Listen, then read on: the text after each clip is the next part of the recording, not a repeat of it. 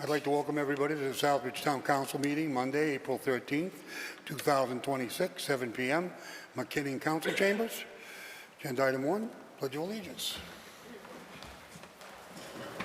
Pledge of allegiance to the flag of the United States of America and to the republic for which it stands, one nation, under God, indivisible, with liberty and justice for all.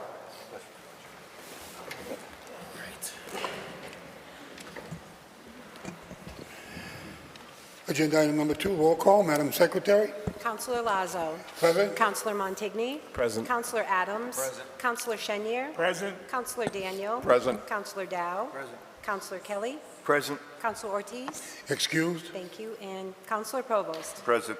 We have a quorum. Moving on to agenda item number 3, consider and accept the meeting minutes of March 30th, 2026. Do I hear a motion? So moved. Motion and second. Any additions, corrections, or deletions to those minutes of that meeting? Councilor Kelly. Thank you, Mr. Chairman, through you. On page 7, I believe, under item number 10, at the very end, it says motion passes 8-2 with Councilor Kelly and Councilor Daniel opposing. I believe the vote was 6-2, as Councilor Adams was not here that night. Correct. I have one more. Go ahead.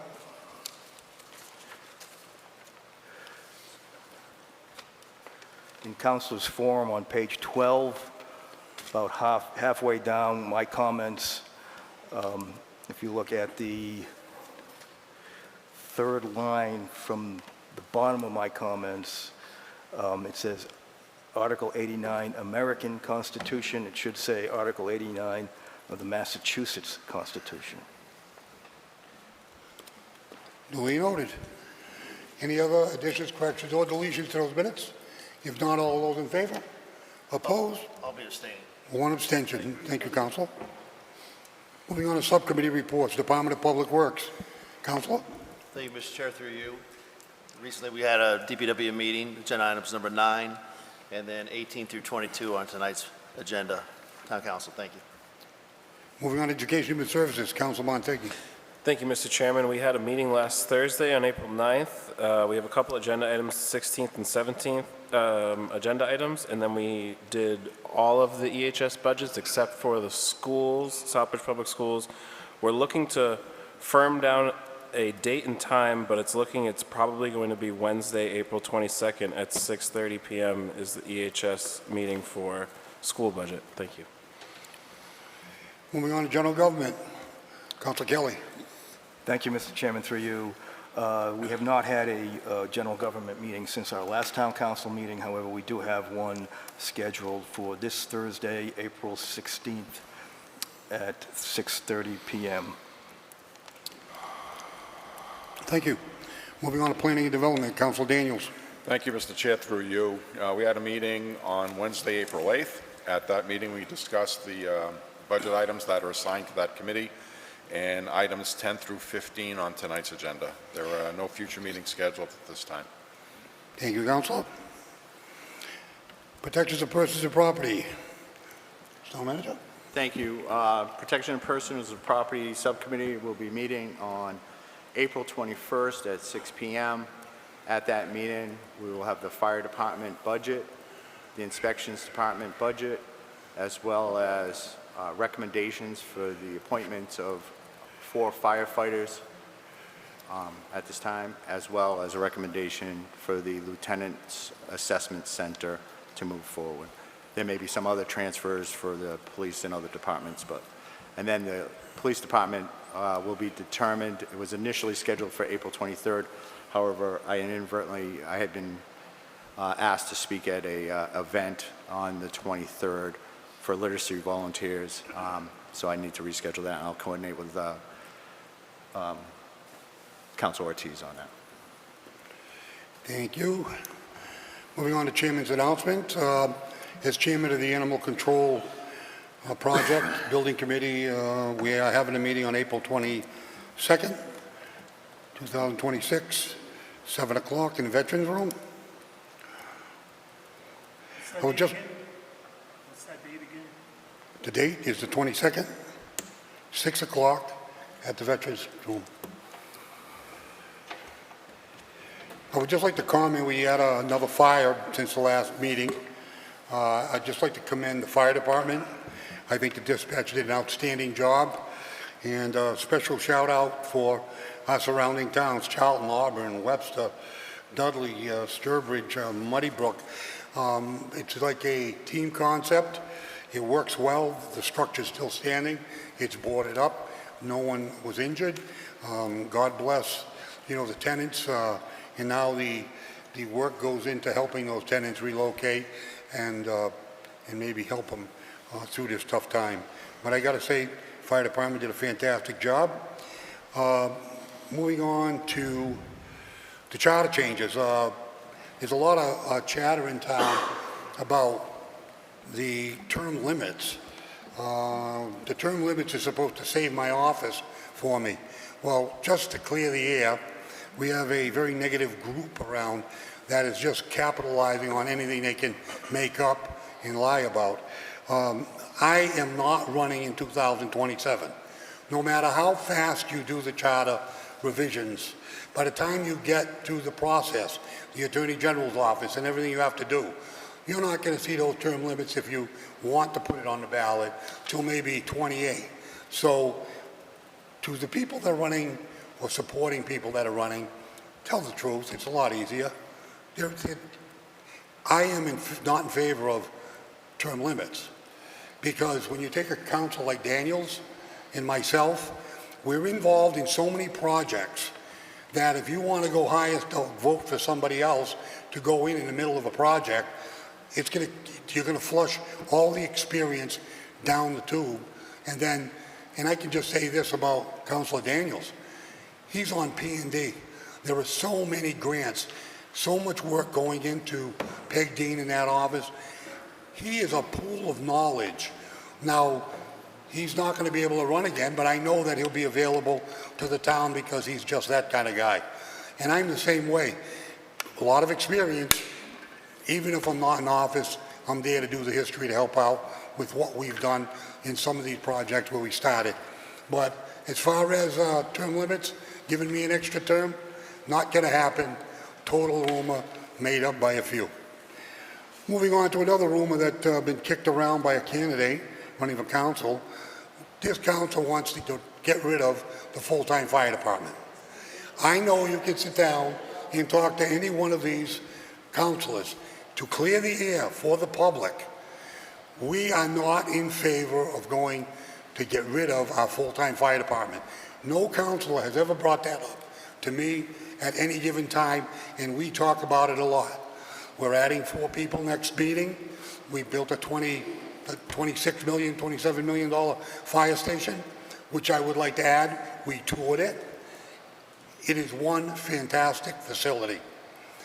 Me being from Southbridge since 1958, I have to say, I'm so used to looking at this building here and how we operated out of it.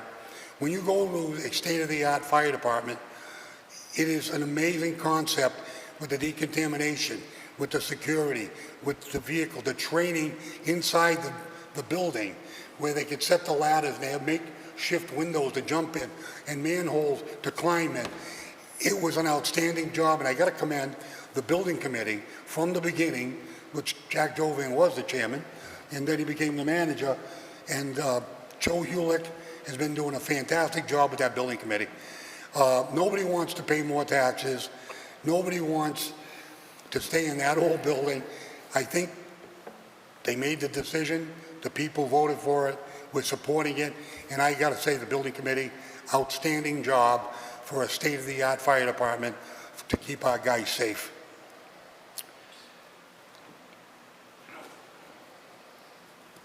That's it for chairman's announcements.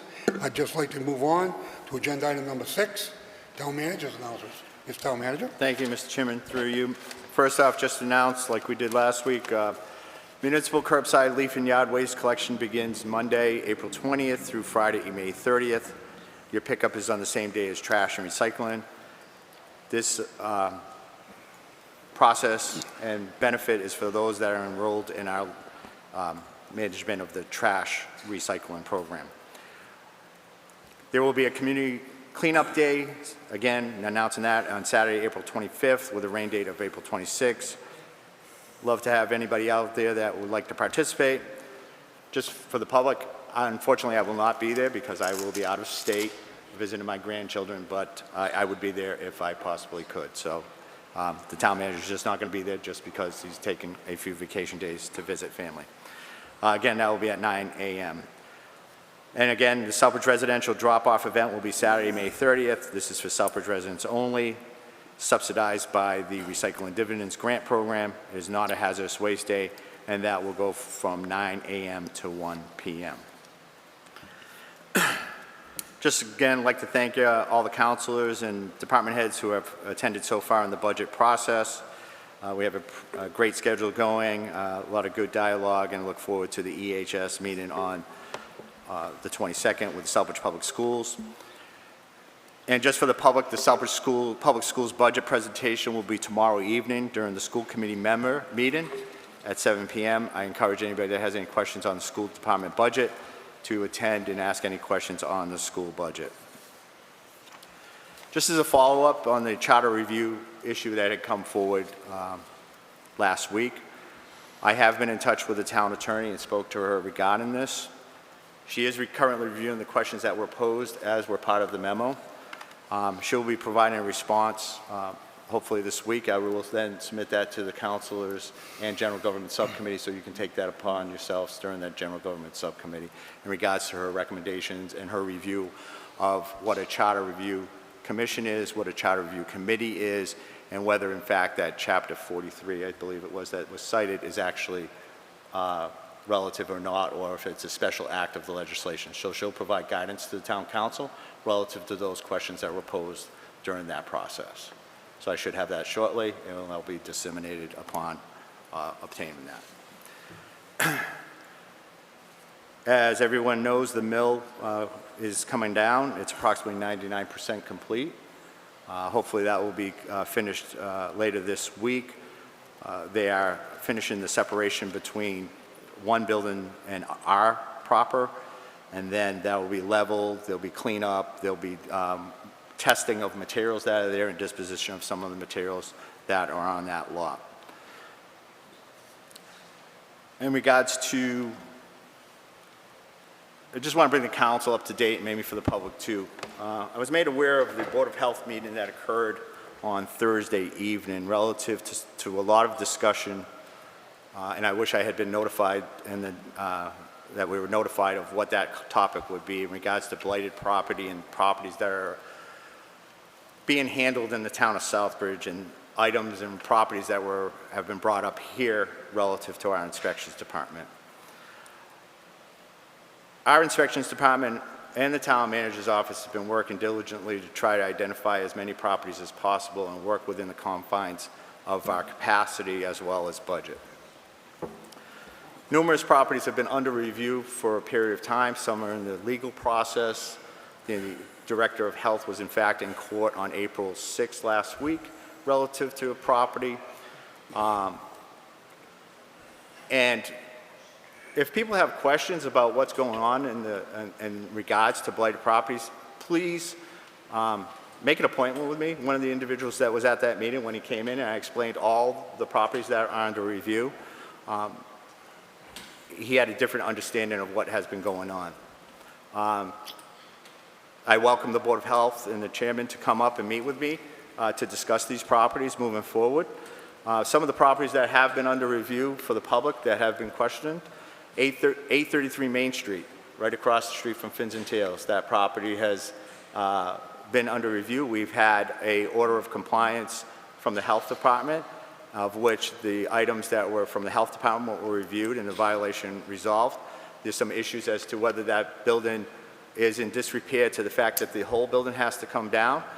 There has been evaluation and a request for further evaluations, but what has been found is the area of that building that is coming down is actually separated from the main building and was part of the old mill, so there is another order out there to review with the owner. We've had conversations about Sacred Heart Church and Sacred Heart Foundation that goes back many years to when I was actually on council. There's been re-inspections. What has been found is The property is relatively clean and maintained around the fences. There's no evidence of any facade crumbling. The engineered repair has adequately supported the facade, and we are working with the owner to have them come up with a plan as to what to do in the future with that building. There are active building permits on other buildings within that complex, so that is ongoing. We've discussed the country club up on Morris Street. That is a private property. We cannot just go on private property. We can only do what's observable from the road. In regards to white paper strategies, currently we have 13 active reviews of properties within white paper strategies properties, as well as other property owners. We are aggressively moving and doing re-inspections. We've been informed that there is a new facilities property director that's been involved that has worked with the health department, so there's ongoing conversations with that. In regards to our 110 inspections, we continue with 110 inspections. We have multiple corrective orders out on numerous properties to repair porches and blighted properties. So there's a lot of activity that's going on in the inspections department and the health department, and we continually review that. So just when it's said that nothing's being done, there's a lot being done on a daily basis, and we're trying to coordinate that through that process. To the counselors and any residents, just want to let you know that we are having an issue with email. We're not receiving some emails. Emails that are going out are being told that people are not receiving it. So if you have not received any emails or you have things pending from me or anyone in my office, please let me know because we are having this issue with Outlook. And it is with our IT director to try to resolve that.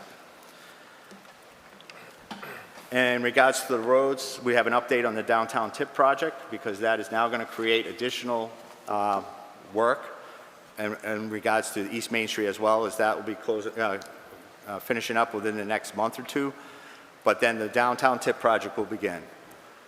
They will come some of the dates that are anticipated for the public, and we will try to get this out on the website as soon as possible and social media. They will be starting the water main installation in the next couple of weeks in the following order: Hamilton Street, La Rochelle Way, Hook Street, Foster Street, and Central Street. Then drainage will be scheduled to start in late June or early July on La Rochelle, Hamilton, Hook, and Central and Foster in that order.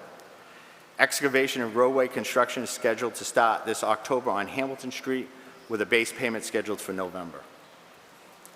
Major work on the remainder of the roads will be in 2027, with sidewalks to be completed in 2028. Final pavement is scheduled for October of 2028, and substantial completion is currently set for between November 2028 and February of 2029.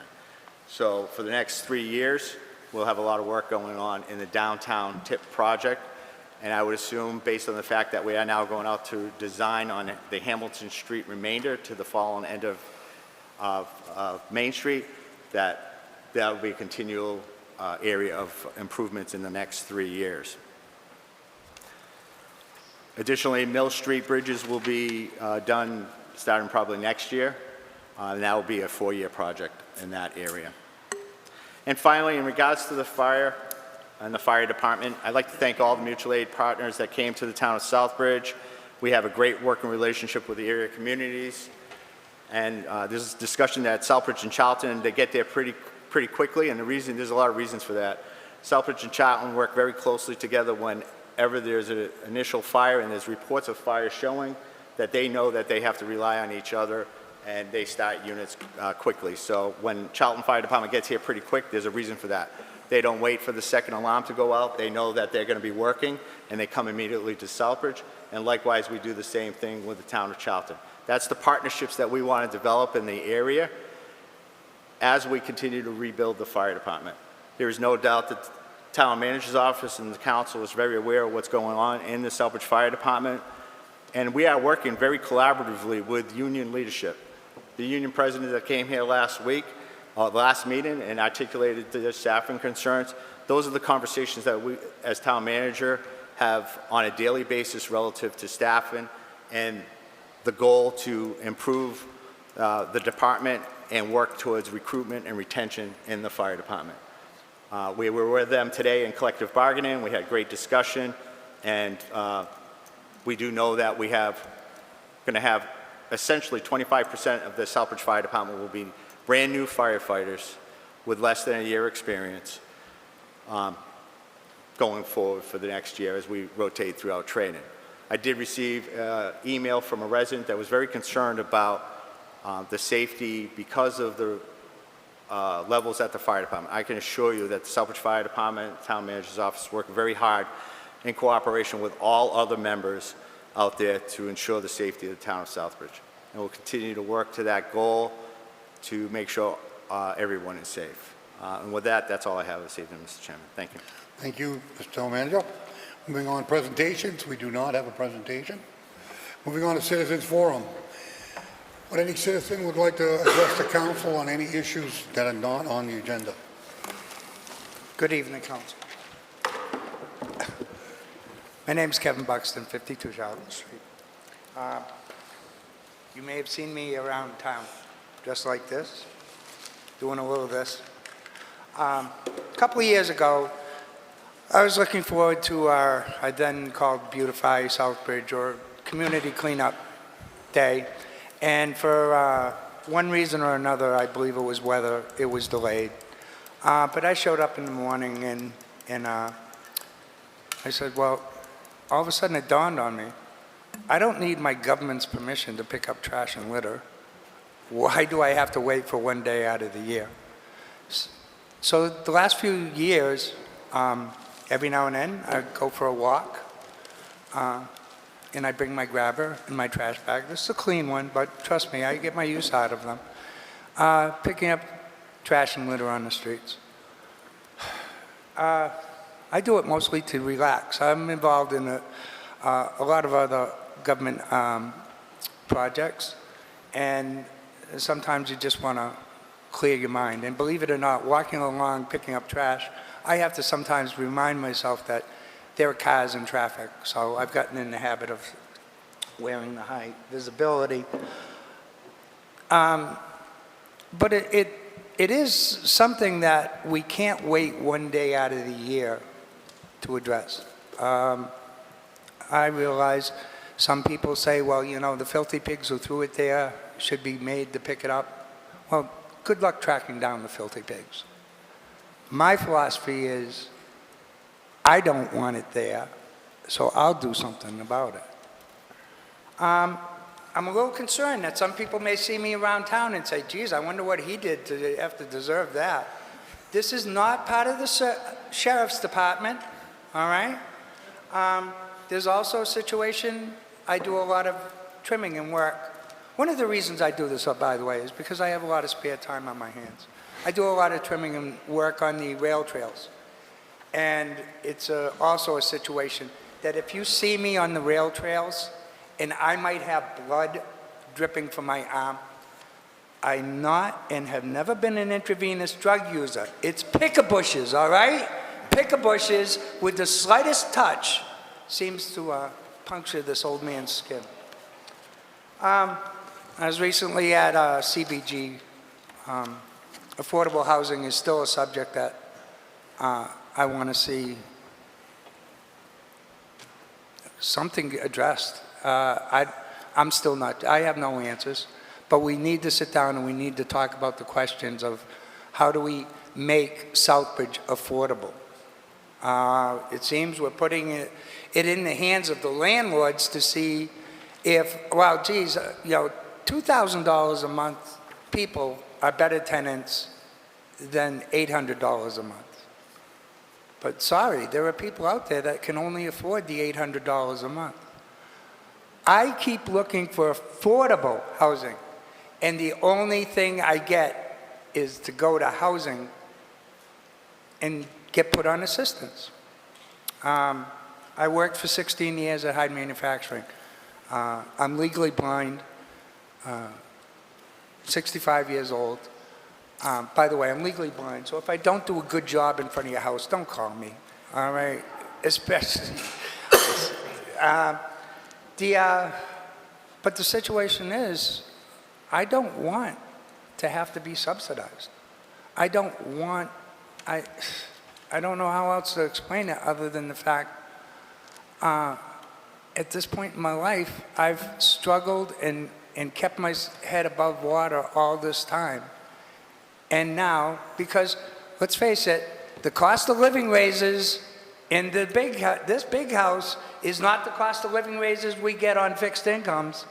The only reason they call it fixed income is there's one day out of the month that we're not broke. But other than that, living on fixed income is devastating. I've talked to the council before about the fact that,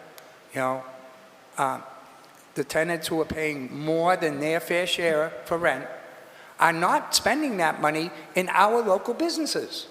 They're not going out to dinner because they can't afford it.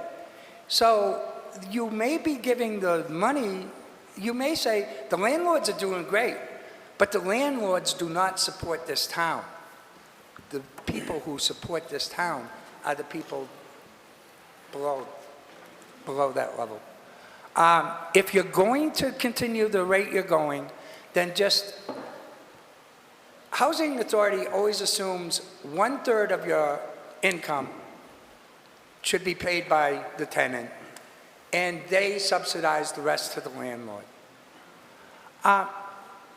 It's great for the landlord, but we're sending all this money to the landlord, and now somebody on a fixed income doesn't have the added money to help the rest of the economy. It's a complicated subject.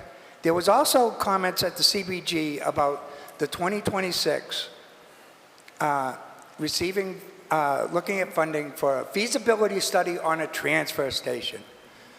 I realize over the last, since 1926, which would be about 96, I'm sorry, about 30 some odd years of talking on the subject of landfill trash recycling.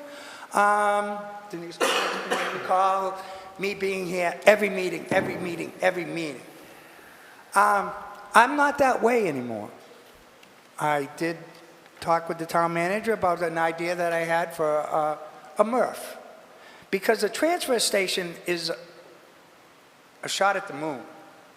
You need to start with a MRF, material processing facility. The first step is lawn and yard waste. Now, we're trying to collect lawn and yard waste, but it's no longer the town of Southbridge lawn and yard waste. It's just the subscribers of the curbside pickup. So what's happening with the rest of the residents? Lawn and yard waste is one of the simplest materials to process. Here's how you do it. You put it in a pile, it sits there,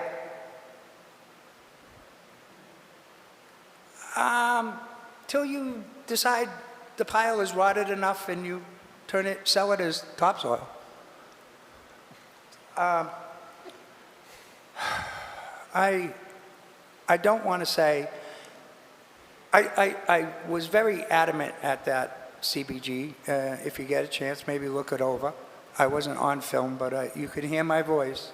And like I said, you have jumped too far.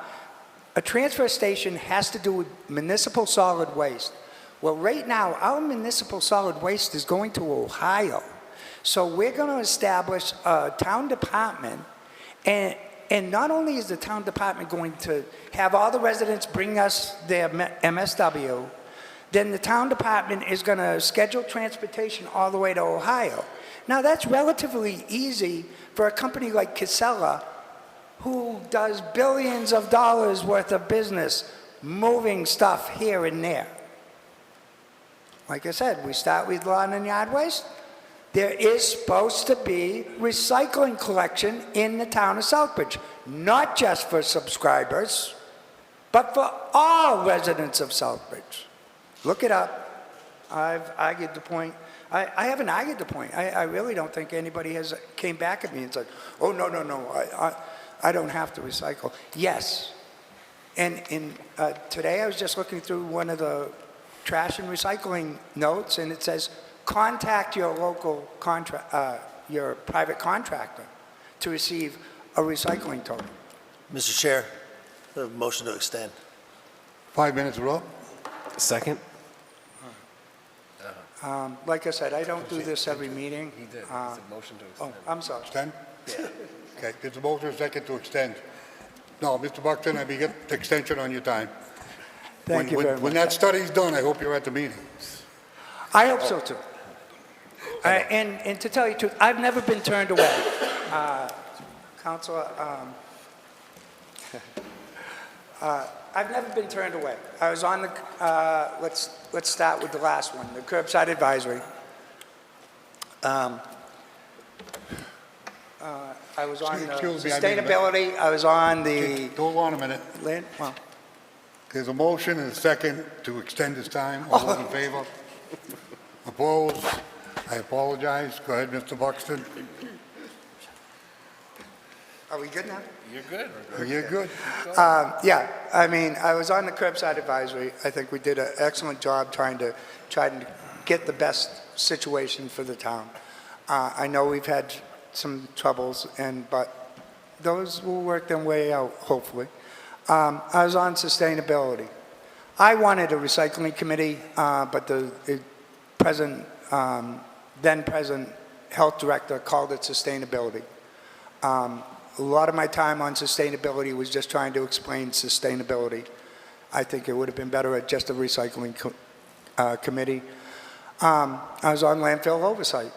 It got me the opportunity to work closely with Ms. Markham up at the landfill, Mr. Q. They know me quite well. And I saw the opportunity for something other than a municipal solid waste attempt at creating a transfer station or even a MRF. My philosophy was a nonprofit organization operating the system in cooperation with Casella. I don't know, maybe there is a good relationship or not, but you guys had lawsuits back and forth, so I don't know how you're going to negotiate with Casella. But a nonprofit organization. I planted trees for 2 years with Steve Brady and the Opakam Land Trust. And that showed me that there are nonprofit organizations out there that can receive grant money that actually pay for physical labor. I wasn't making $28.50 like a dispatcher. All right, I shouldn't have touched on that. But they paid me a minimum wage to go out and plant trees for Opakam Land Trust. Like I said, I'm on a fixed income. If I can find a little side hustle to make some money, I'd be crazy not to. And it was working with a great group of people. And that's what made me think that the same thing could happen with our recycling and disposal. Recycling is not a profit working business. It has to be subsidized. The reason I don't see the town doing it on their own is when I first came into this town hall, the health department was 2 people. The health department now, I don't count them, but the health department has grown because we operated a commercial landfill in our town. We had to increase it. We had curbside pickup for 6,400 households. We had to have the staff to oversee that. And the staff, I'm not saying this, we're overstaffed right now, but if you think of adding another department for a transfer station, the cost is going to be astronomical. I think I've taken enough time. And if you see me around, too, I also wear this when I ride my bicycle, so please don't run over the pumpkin. Thank you very much. Be safe.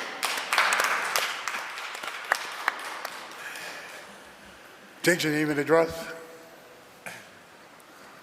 Thank you, Gus Steve, 771 Lebanon Hill. Last week, I sent the manager a brief email. I don't know if you got it.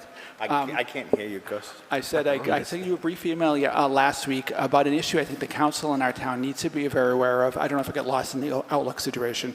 But anyway, as everyone knows, the war in Iran is seriously hurting global oil supply, and prices are now floating around $100 a barrel. Chances are those will go a lot higher. How high depends on how stupid the warmongers get. But the probable damage to our economy is already basically baked in for at least the rest of this year. Among other things, experts have noted that oil production is dropping because many Gulf producers can't get it out, leading to a serious drop in many petrochemicals the society runs on, plastics, fertilizers, lubricants, all kinds of other things. Plus even a significant reduction of all things helium production, which is critical for such things as MRIs at Harrington. Even if the war ends today, restoring the flow of these things will take months, but the current ceasefire is very likely short-lived with more violence coming. Most of us have no real idea how dependent we are on oil for almost everything, and none of this should have happened. Now that you're looking at the budget, I'd like to see the council put some serious money aside to address the likely impact on our residents, especially for food and fuel assistance. It should include creating a local stockpile of non-perishable food above and beyond what the already overburdened food pantries now provide. That would help offset the fact our supermarkets are very dependent on long-distance trucking for most supplies, but it's only temporary. Beyond that, we need an organized effort to encourage residents to share skills and tools, grow anything we can, be it in pots, personal gardens, or community gardens, and start a town-wide effort to create a food forest and/or town-owned farm as soon as we can. Anybody interested can contact me, 508-764-8042, or email me at electgus2026@gmail.com. Thank you.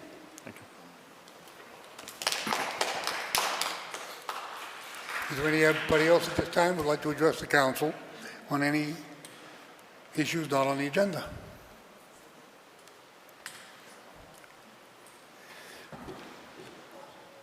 Hi. Thanks. Oh, I was on school committee for 7 years, so this is a little familiar, but not for many, many years. I'm Nancy C. Benoit. I live on 16 Old Sturbridge Road, Southbridge, Mass. 76 years in Southbridge. But I have traveled with my parents, and this is important to me. I have traveled to Italy. I was at the Vatican. I was at St. Peter's Basilica Church. This is important to me because when we went in through the gorgeous doors and looked up at the Sistine Chapel, it was beautiful, unbelievable. I don't know how he painted that. Then we went up the aisle of the church, and my father said, "Nancy, look down." I said, "What?" He said, "They have the cathedrals noted."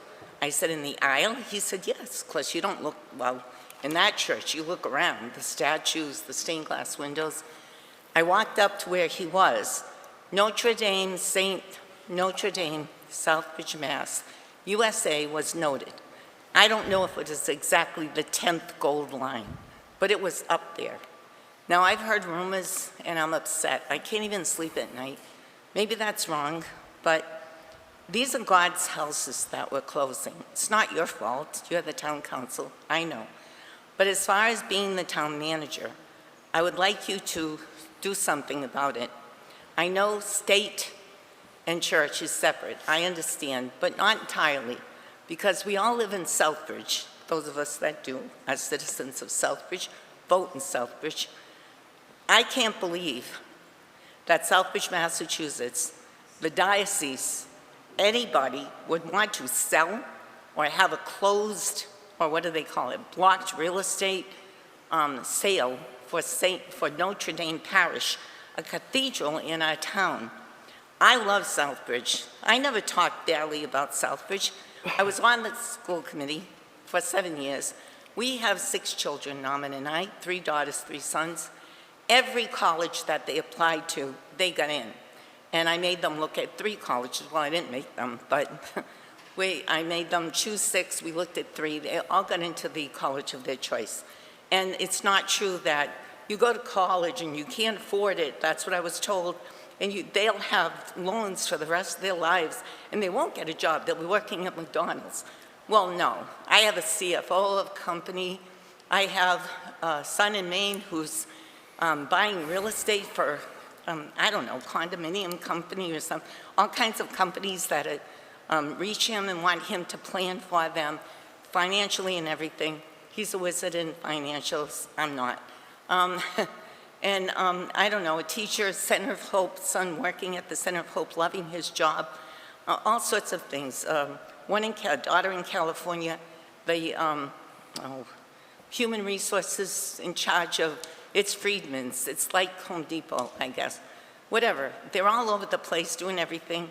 One at the YMCA, daycare, it doesn't matter. But my point is, you know, the school system was important to me, so when on the school committee, well, they asked me to, but I went on. Democrat, Republican, it didn't matter. You were there for the children. You wanted them to be able to have all of the, we fundraised and fundraised and fundraised. And during chapter 2.5, we did not allow 2 women at Cape Cod to allow us not to raise the taxes for the real estate more than 2%. Oh my goodness. So we fundraised. The fire department helped us, the police department, the whole town got together, the DPW, they had bucket brigades, we had dances, we had bake sales, we did everything. We not only kept, well, football pays for itself, yes, thank you. But football, we told them, you're gonna pay for everybody this year. We're pulling our money together. We not only had track, basketball, all the sports, not important, but Marilyn Travinsky said, we're gonna, what we have for the boys, we're gonna have for the girls. And we did. We had boys track, we had girls track. We had boys field and track, we had girls field and track. We had boys football, we had girls, I don't know, the hockey stick thing, I can't think of it, field hockey, whatever it is. So we just did all, we had boys basketball, we always had girls basketball, but we paid the coaches with our volunteer money. We didn't let anybody tell us no. Why can't we do that with Notre Dame Parish? I was told, yes, I'm nervous, it's in my voice. We were told that, I was told by someone very close to Notre Dame, that the organ is so beautiful and great, grand, it works in the back of Notre Dame Parish, but if they play it, the roof will fall in. Okay, so yes, I'm gonna call the diocese. I'm gonna ask them what they did with the money from whatever date to now to not repair the roof. Where did the money go? They have a Notre Dame Hall. They make money doing things. We have had school dances there, made money for the student council, made money for the National Honor Society. Why can't we do something for Notre Dame? Can you help us? Can you do something? Nobody, I haven't met one negative response. Nobody wants Notre Dame to be sold to some millionaire or billionaire. I don't care if they have money. This is God's church. Are we really gonna let it go? We're Southbridge. This is Notre Dame. It's a cathedral noted in St. Bilica's Church in Rome, at the Vatican. And a priest, Norm and I went to the Easter Vigil Mass. I'm gonna be done soon. Went to the Easter Vigil Mass, St. Anne, St. Patrick's. It was beautiful. They had the fire, which is the light to prevent evil. Lit all our candles with the priests. And afterwards, I talked to the priest there. One priest said, well, wish you well, but I don't know what you can do. Because in my town, they're trying to change, to close my church too. I said, that's terrible. He's a priest, and he's worried about that. He's at St. Anne's in Sturbridge. The other priest said, I wish you well, but I don't know what you can do. This just seems to be not enough parishioners. Well, as people of Southbridge, get your bodies to church, for one thing, because you kids need it and you need it on Sundays. Trust me, my husband for 12 years worked at the YMCA daycare and Head Start, and he knows the little bunkins need a little help, and church wouldn't be bad for them. And he was the head cook for years. He can no longer do that due to his health.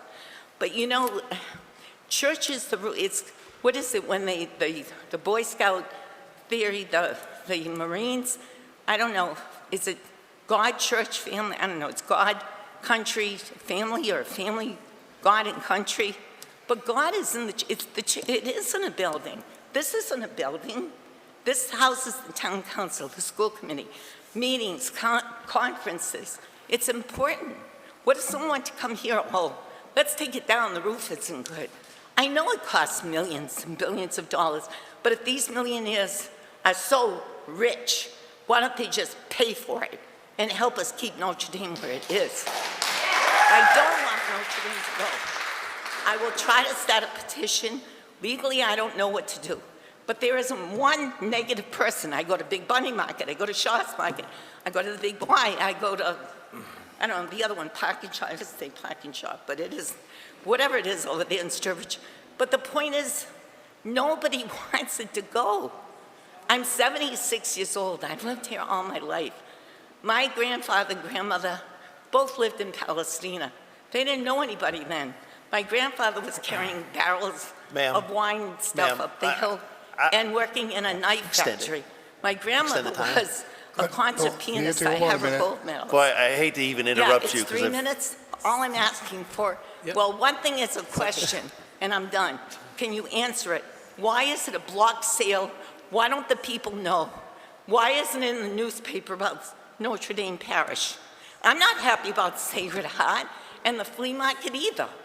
That was helping poor people. And you know what? There's stuff from the flea market in that warehouse building, and it's rotting instead of helping poor families. That's all I have to say. Save Notre Dame Church Parish. It's our parish. It's the people's parish, and God is in it. It's not just the building. And we're Southbridge. We should be able to do something. I'm sorry if I don't. No, Mrs. Benoit.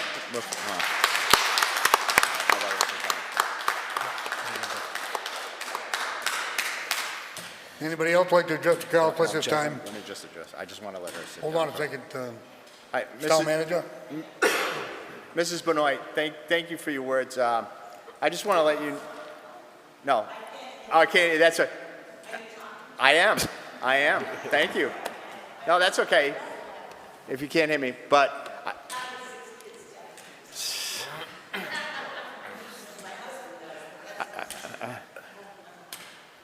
Well, I'm sorry. no, thank you first for all your work in the town of Southbridge, right?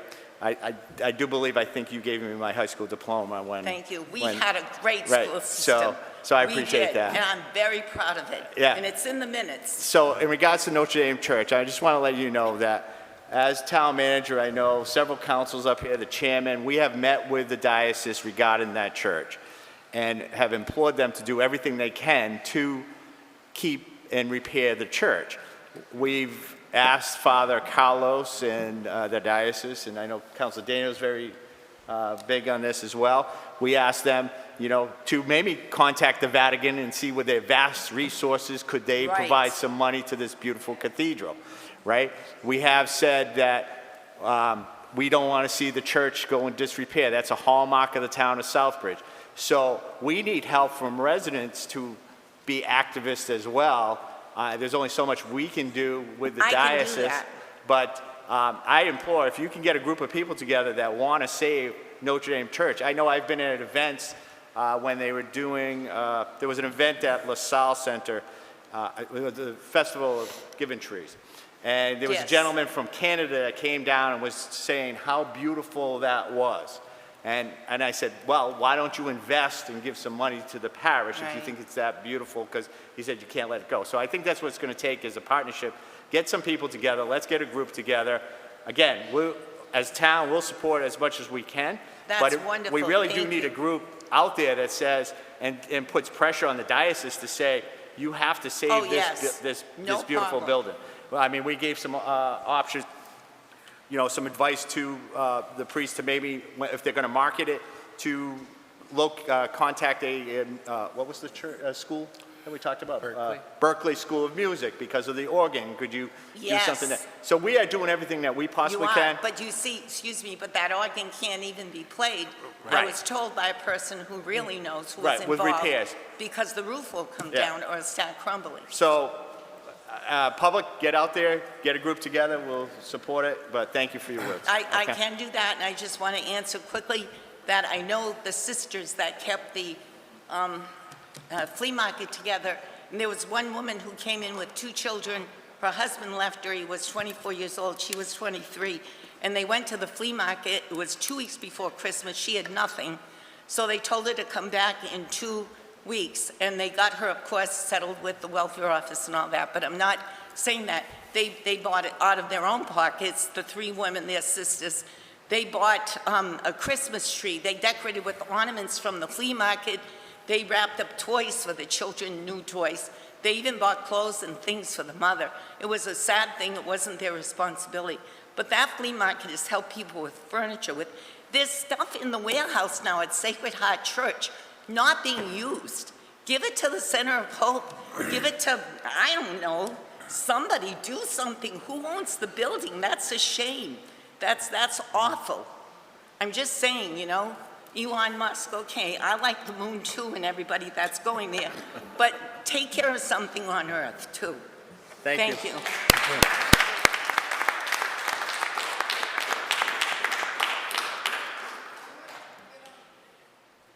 State your name and address. Good evening. My name is Andrew Murch, 101 High Street on the second floor. I got to say it's a little unique being on this side. I'm usually up there, so it's unique being on this side at the podium. It's been almost a year since I've been on that dais and since I've set foot here, so it's a pleasure to see you all this evening. But if I'm going to be quite frank, I'm up here because I'm frustrated. You know, over the course of the last year, I've enjoyed being an observer and not an interactor, and to see the continued growth that Southbridge would make.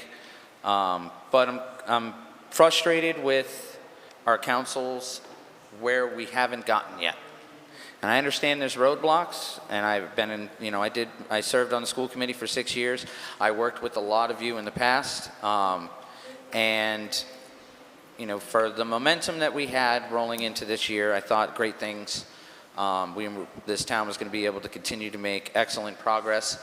But to me, I'm frustrated with and disappointed with what appears to be the priorities of the council. I'm not privy to backroom conversations.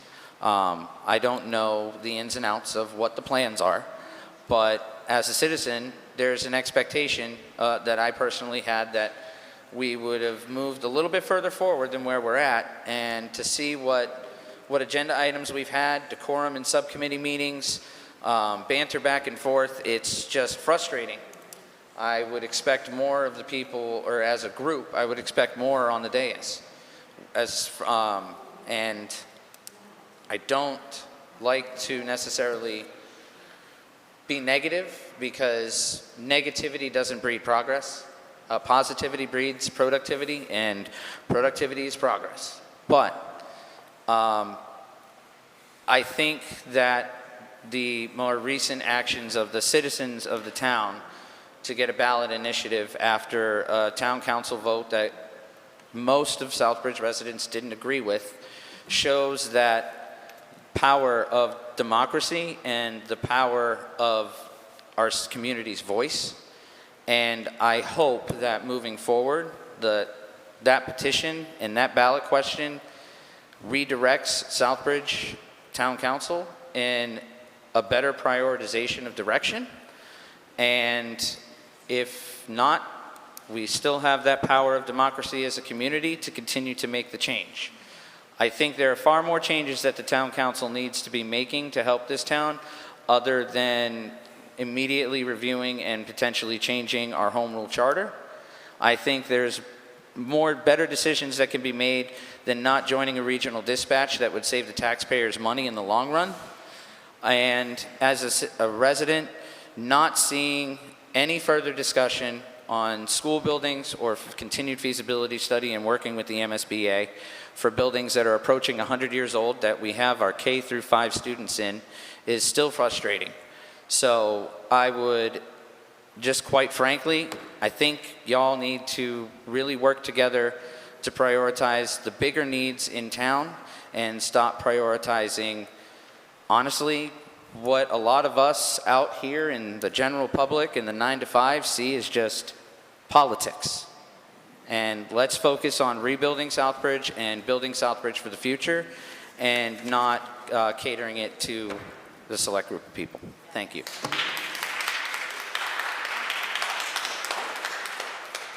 Are there any other citizens that would like to address the town council on any issues not on the agenda? State your name and address. Hi, my name is Giselle Gomez. I live at 301 Main Street, apartment 313, here in Southbridge. I want to apologize ahead of time if I'm not doing this right. This is my first time ever doing something like this. But I am here to advocate for myself as well as other residents in my building. Since moving, just going to be a little bit of my testimony. Since moving into my apartment in July of 2025, I've been dealing with serious housing issues that went unresolved for months up until today. Well, they're still not even resolved today. Before I even moved in, I reported defective windows that were promised to me by the broker that were going to be fixed before I moved in. But they were still never properly fixed despite multiple violation orders from the Board of Health and Building Inspectors. And I did notify them numerous times before contacting the inspectors. And throughout the winter, because of the windows being inoperable, there was very bad cold drafts that were coming into my apartment, making parts of my apartment too cold to use. For example, I love plants. I basically have a greenhouse in my apartment, and half of them died because of how cold it was, which was really sad to me. And also, my heating bills were too expensive for me to afford because the heat was escaping through my windows. In addition to the window issues, I had experienced since I moved in daily inconsistent hot water. The hot water turns cold every couple minutes, and it only lasts about 9 minutes tops if I keep it lukewarm, not comfortably hot. To the point where I have had to resort to showering at my job or other people's houses because I can't take an adequate shower in my own home. Let me see. And these issues were also reported and cited in written violations, and they still have not been fully fixed. There's been 3 health inspector orders and 1 building inspector order, as well as a judge's order on April 8th, last week, where I went to court. And a deadline was issued from the building inspector and the health inspector on March 31st, and it was a 10-day deadline. So that would have been for April 10th. And despite all of this, the repairs were delayed for months and are still not done. They are now being addressed, but they are not finished, and they were supposed to be finished by earlier this week. These conditions have affected my daily life, my finances, and my ability to comfortably live in my home. I'm speaking today because no tenant should have to live for months with known violations waiting for repairs that were ordered multiple times. And also, I don't know if I mentioned this already because I'm a little nervous, but I could not use my heat this winter. I live in a studio that I pay $16.50 for, which is very overpriced, nothing included, and I couldn't use my heat because in order to keep my apartment maybe 60 degrees, my electric bill was $332, and I couldn't afford it. So I had to turn it off completely in order to be able to afford my electricity bill. So I was really cold this winter, and I was not comfortable in my home. And I don't get anything back unless I go to court and I don't have enough money for representation. So I am representing myself through this entire process, and the only help I have right now is ChatGPT. So it's been very difficult. And I paid rent on time every month. I didn't start withholding rent until March, and I did it correctly. Everything is in an escrow account. They received a formal notice. It got to the point where I don't even want to finish my lease, which my lease would be over in July. And I put in my 60-day notice this month, and this month things are still not done, and I would have only had 2 more months on my lease.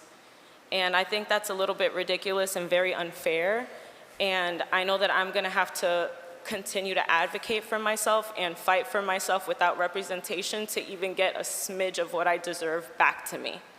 And actually, this is my folder of evidence, which I'm not going to go through because there's just not enough time.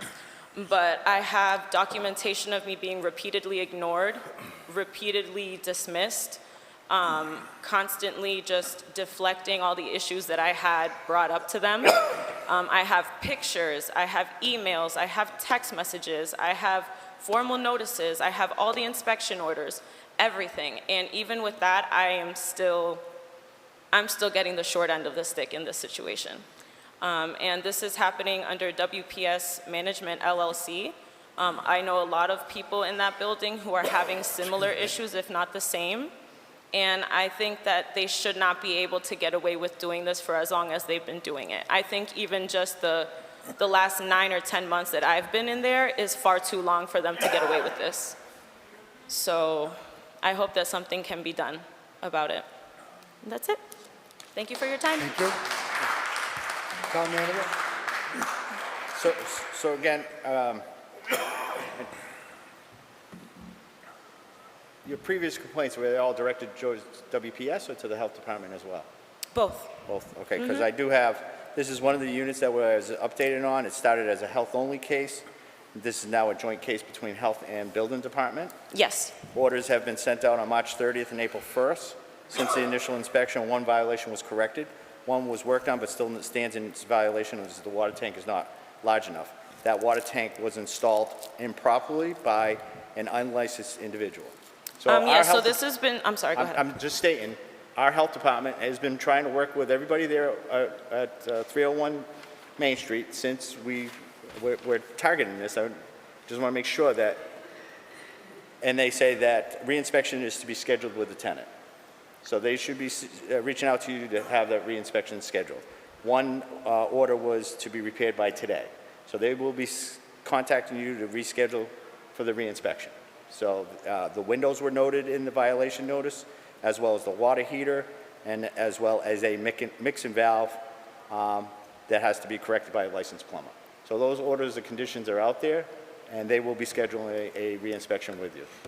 Okay? Yes, thank you. And I Okay. just want to reiterate, it did take 10 months for this to happen. I reached out to the health inspector in January, so it's not just that recent, but also it's to the point where fixing those things now doesn't help me and doesn't make up for all of the suffering that I went through for the past year. I certainly understand that, and I'll follow up on the January. I'm just saying that these things we're taking an aggressive approach, as I've stated, the last month and a half, 2 months, and I will follow up on that. In regards to the January, I'll get documentation for that. You said you were in court on April 8th. Did you forward that order, whatever the court gave you, did you forward that to the inspections department? No. I believe the only paper that I have was from the, what is it called? When we worked together. Okay. All right. Yes. We'll follow up with you. Okay? Thank you. Is there anybody else who would like to speak at this time? Denise Clements, 128 Country Club Place. There's been some amazing people up here tonight, and really great topics for all of us. And it's so good to see so many people here taking a part in their government. I hope you all return time and time again. So I'm going to talk about a couple of things that I didn't get to talk about last week, 2 weeks ago, when they moved the charter off the Charter Review Committee information off of this council. So you put together, I just want to say the chair put together his Charter Review Committee, what was it, January, thereabouts, somewhere, December, January? And it surprised me when I heard there was a Charter Review Committee, mainly because our charter had not been enacted had only recently just been reenacted. To go by the rules, it was said that every 5 years we can reappoint, the chair can reappoint a charter committee who will review the charter and see if there's anything that they would like to propose forward through special legislation, which is the way we've been doing it. There are other avenues, which the MMA actually has a great document on, rather than just going straight to a lawyer.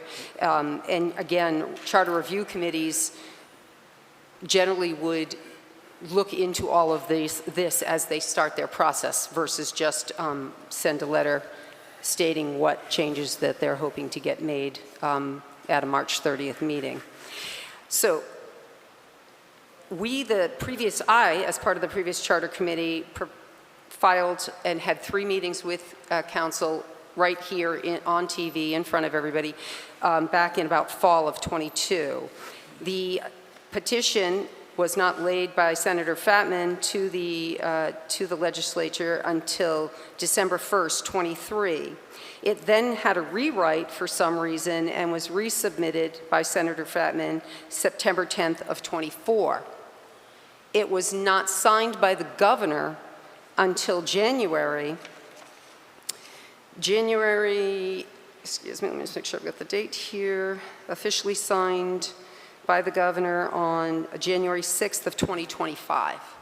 And according to all my resources within the legislature and all, that is the date that it becomes legal. Of course, there was the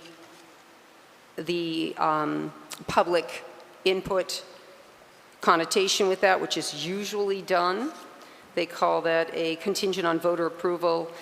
They try to have some type of local input. Legislature does not like to change things, not knowing whether you're the public body and the public themselves are. So they a lot of times will, when you do a special local act, there is some type of local provision. Usually that means they put the changes on a vote to the people. That vote to the people happened in June of 2025. So officially, we are working off a new charter that only is less than a year old. So technically, you're about 4 years and 5 months early on a charter review committee. And I also point out that the charter review committee and the bylaw review committee, which is appropriate, the bylaw review committee is only 4 months off. That's good. You always take a bylaw review committee after you've done charter changes so that none of the bylaws are out of sync with the charter, not the other way around. People were working out of their at least first, if not second or more meetings, and we know the review committee's only had 3 so far, on the old charter. On our online charter was the old charter. The new charter, with the changes that was approved by this council and sent to legislature and voted on by the people, that wasn't even what was posted. So we currently are working with a charter that is just a year old, and thereby a charter review is unnecessary at this point. But I'll let you guys figure that out with the legislators, because I'm sure they're going to be interested to find out why we're already back in a charter review again. I'll also point out that our charter review committee did take a year and a half for our execution of the document we presented of multiple pages with every single date and change and amendment, including the ones that the council asked us to put in when we had our discussions. That's because we brought in everybody from old charter commission members to department heads. We interviewed people, we researched, we brought charters back from the very first charter, reviewed how we ended up where we are, why we are. And I'm not saying we're any better than any other committee. I'm just saying it takes time to do the job well. But to see a letter to the town manager March 17th, here are the changes recommended to town council at the 3/11 Charter Review Committee meeting. These changes will be voted on by town council 3/30/2026 so that the town clerk has time to get them on the ballot. The charter committee is not closed, and we may have more changes in the future, but these changes have been recommended already in time for the June election if they need to go there. And on that is numerous sections, including the changes that the chair mentioned earlier, term limits, a change to striking out the entire skills requirements, education requirements of the town manager, so anybody can apply to be town manager. That one there really blew my mind. There was a bylaw reading which was stricter on one sense. If you look at the proposal, if anyone, it's public information, and you look at the proposal about the readings, but there's a clause that just by simple majority vote, you can waive all the readings. So how is that open government for the community? And we spent a lot of time, the previous committee spent a lot of time reviewing that particular item to have a full reading, summary reading with amendments versus full reading, summary on just amendments, and then, oh yes, there's going to be a clause. If 5 people up here don't want to sit through the reading, raise their hand, and you, the people, won't know what it is. Those are concerns I have in regard to some of what was proposed and was going to be proposed. And I guess we'll get to go over it in GenGov and see what what people think, and maybe we'll have some more clarification by then. All of these types of charter changes go off to the AG's office, and the AG looks at them prior to them even going to the legislature. So I think it was a little premature to go to a lawyer to find out whether they were legal when you can do the work yourselves to look at how things are and save the town a little bit of money on that. Also, you brought up some parts of the charter, and that being council responsibilities and such, and we heard our chair mention that the councilors are so busy. They're involved in so many projects and so many things. And last I heard, they weren't employees of the town, and they certainly aren't in charge of all the the money coming in. So I would just like to comment that for some, the chair shall preside at all meetings of the council, shall be recognized as the head of government for all ceremonial purposes, and shall be the point of contact on behalf of the town council in case of an emergency. So that, that's the title of chair.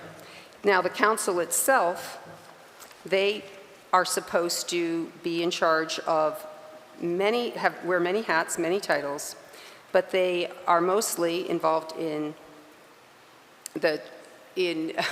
sorry, a little stuck today.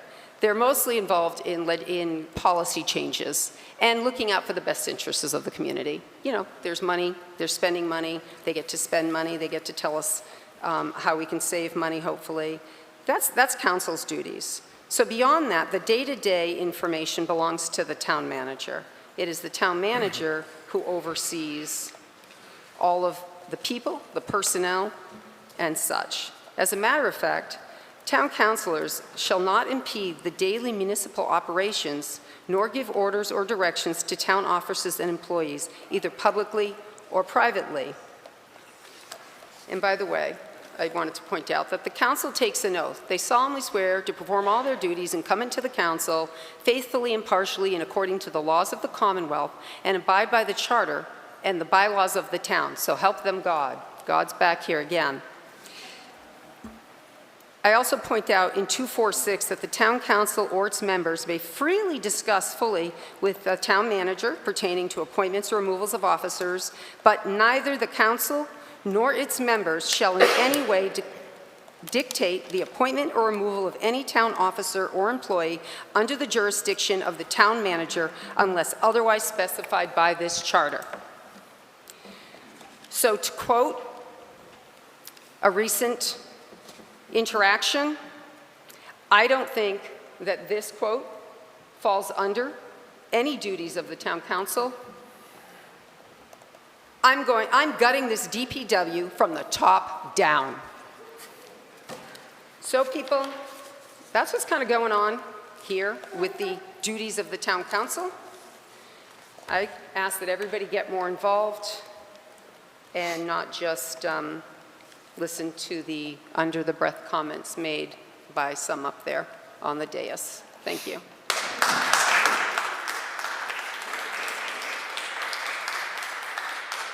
Is there anybody else from the public that would like to address the town council? State your name and address. Good evening. My name is Beth Shackett. I live at 301 Main Street here in Southbridge. I also am founder of the Southbridge Tenant Union Power Team with my colleague, Kristen Residue. I am here today to talk about how I grew up in Worcester and the safety is in my blood. Safety is in my blood. My uncle Richard Nelson was 50 years on the fire department. Today I come forward today and wearing his shirt in his honor for every fireman and police officer in Southbridge who works to keep us safe. Wearing his shirt tonight, but safety is always personal to me. I know what happens when things aren't safe. Between me, my husband, and our huge family, I have a family like 7 children and 8 grandchildren. I am 47 years old, and I have lived in this community for 3 years. 3 years, suffering. I'm not going to let my kids or any of my kids live like this, the way I have been living. Not only do I live the way I have,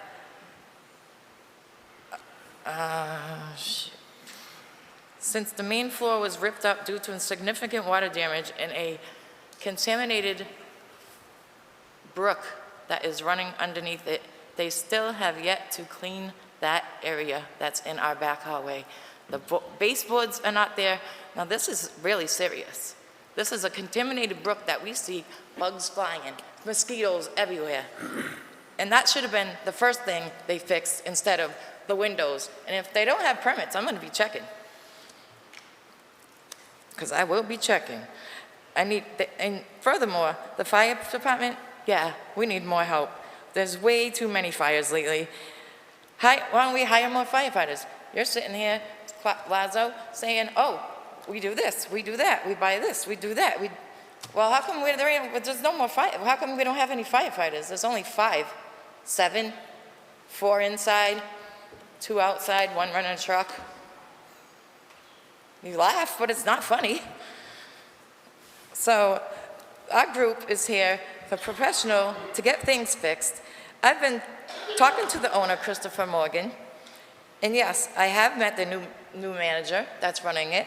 He states that he tells us he's from the state. His name is Eric McKenzie. I just talked to him this Thursday. Eric is ready to crack down. He's cracking down. He's doing a great job. I don't know what happened in the past, but it was ignored for way too long. The owner had told me he wants to make things right. So I want everybody to be patient, and I'm sure everything will get cleaned up. This mess is horrendous. And I apologized.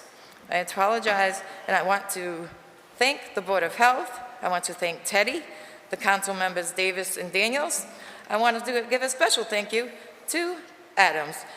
You are always here to help and be heard, as well as being good for a tenant. I saw the meeting that you were in, and you spoke about how it should be fair for us to vote, and I believe that. I have much faith in that. A big thank you to Christopher Hart. Chris has been doing an awesome job for us, getting things done, working with WPS management, and I just want to say thank you, and I've been here for the last 3 years, and it's just starting to spike up. But I think I might be moving out of Southbridge, but I'm always going to be here for the people. Thank you. Are there any other citizens that would like to address the council on any issues not on the agenda?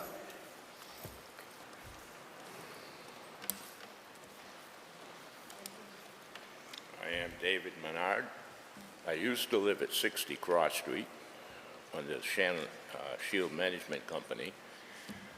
I had a lot of issues with the building. I still have open reports from the building inspector, which was never fixed or redone. Shield Management, when you try to help a tenant or whatever, threatens their tenants with all kinds of things, vandalism of vehicles. I'm going to give you a 14-day notice. I'm going to raise rent another $500 a month. There is 2 people that have asked me to go into their apartment, which is perfectly legal. One person, wife died, and he's got 7 kids. So he had no money. So he took 1 month's rent to bury his wife. They sent him a 14-day notice and called DCF on him. DCF was on the porch yelling and screaming at the guy.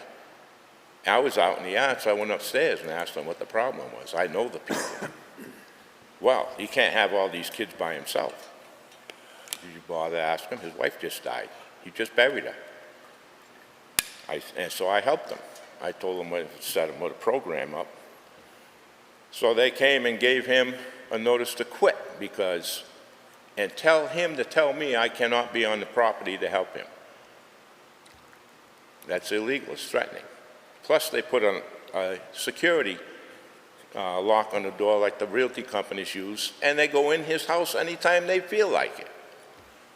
You call the police on him. They don't do nothing.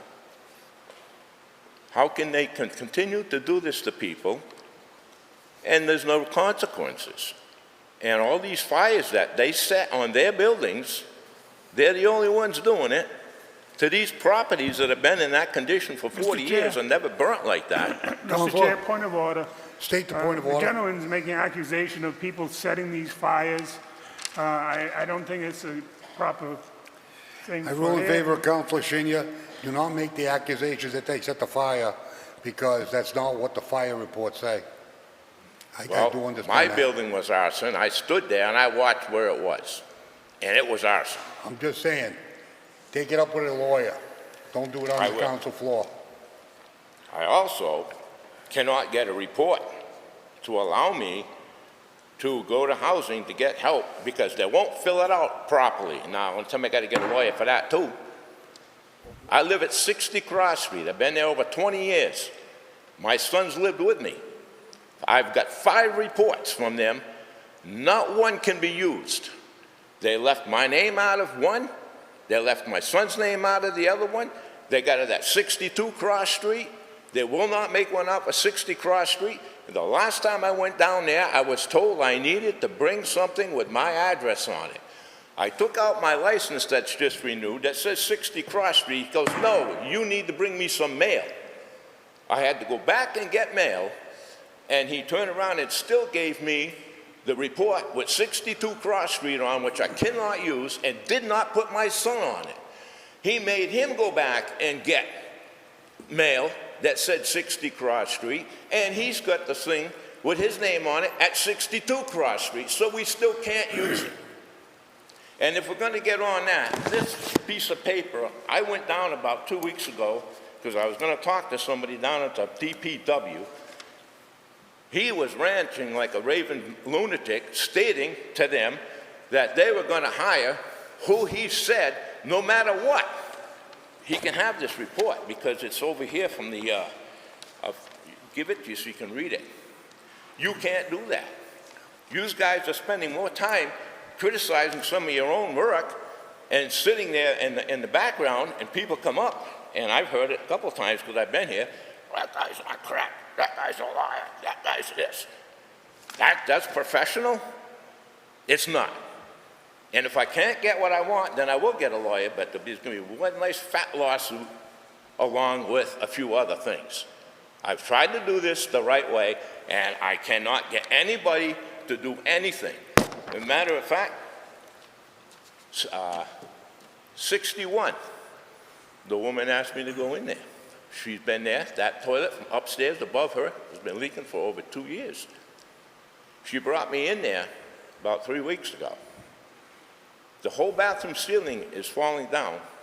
Every time they flush that toilet upstairs, she's getting crap and pee on her in that bathroom, and it's still that way to this day. Maybe one of you guys want to go move into that and let her move into your place, and you live there for 2 years without fixing it. How gross can that be? How long is it going to take someone? I have helped them. I have called the town a couple times. You know what they say? Well, you don't live there.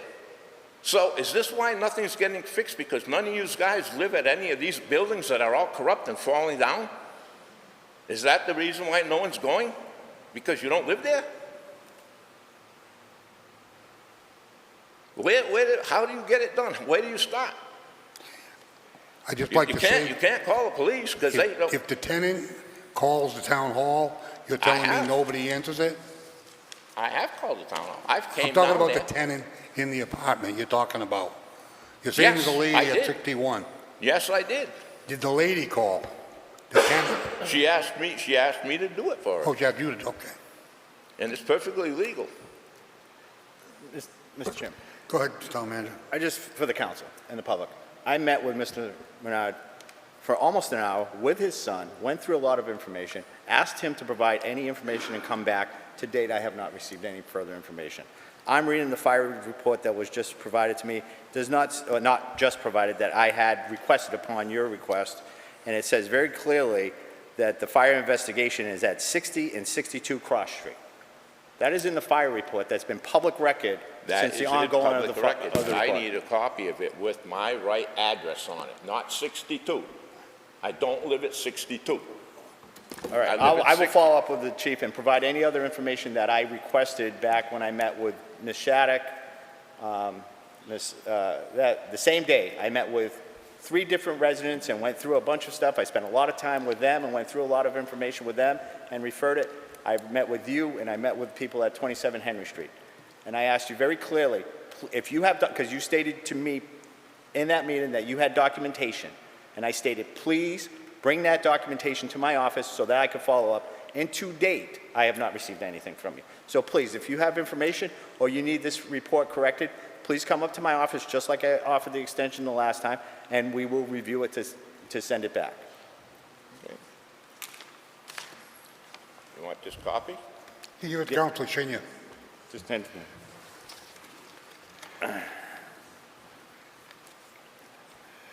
Is there anybody else who would like to address the town council on any issues that are not on the agenda?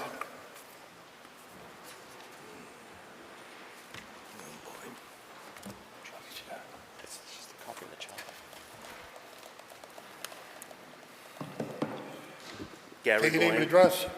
Gary Belanger, 23 Wall Street.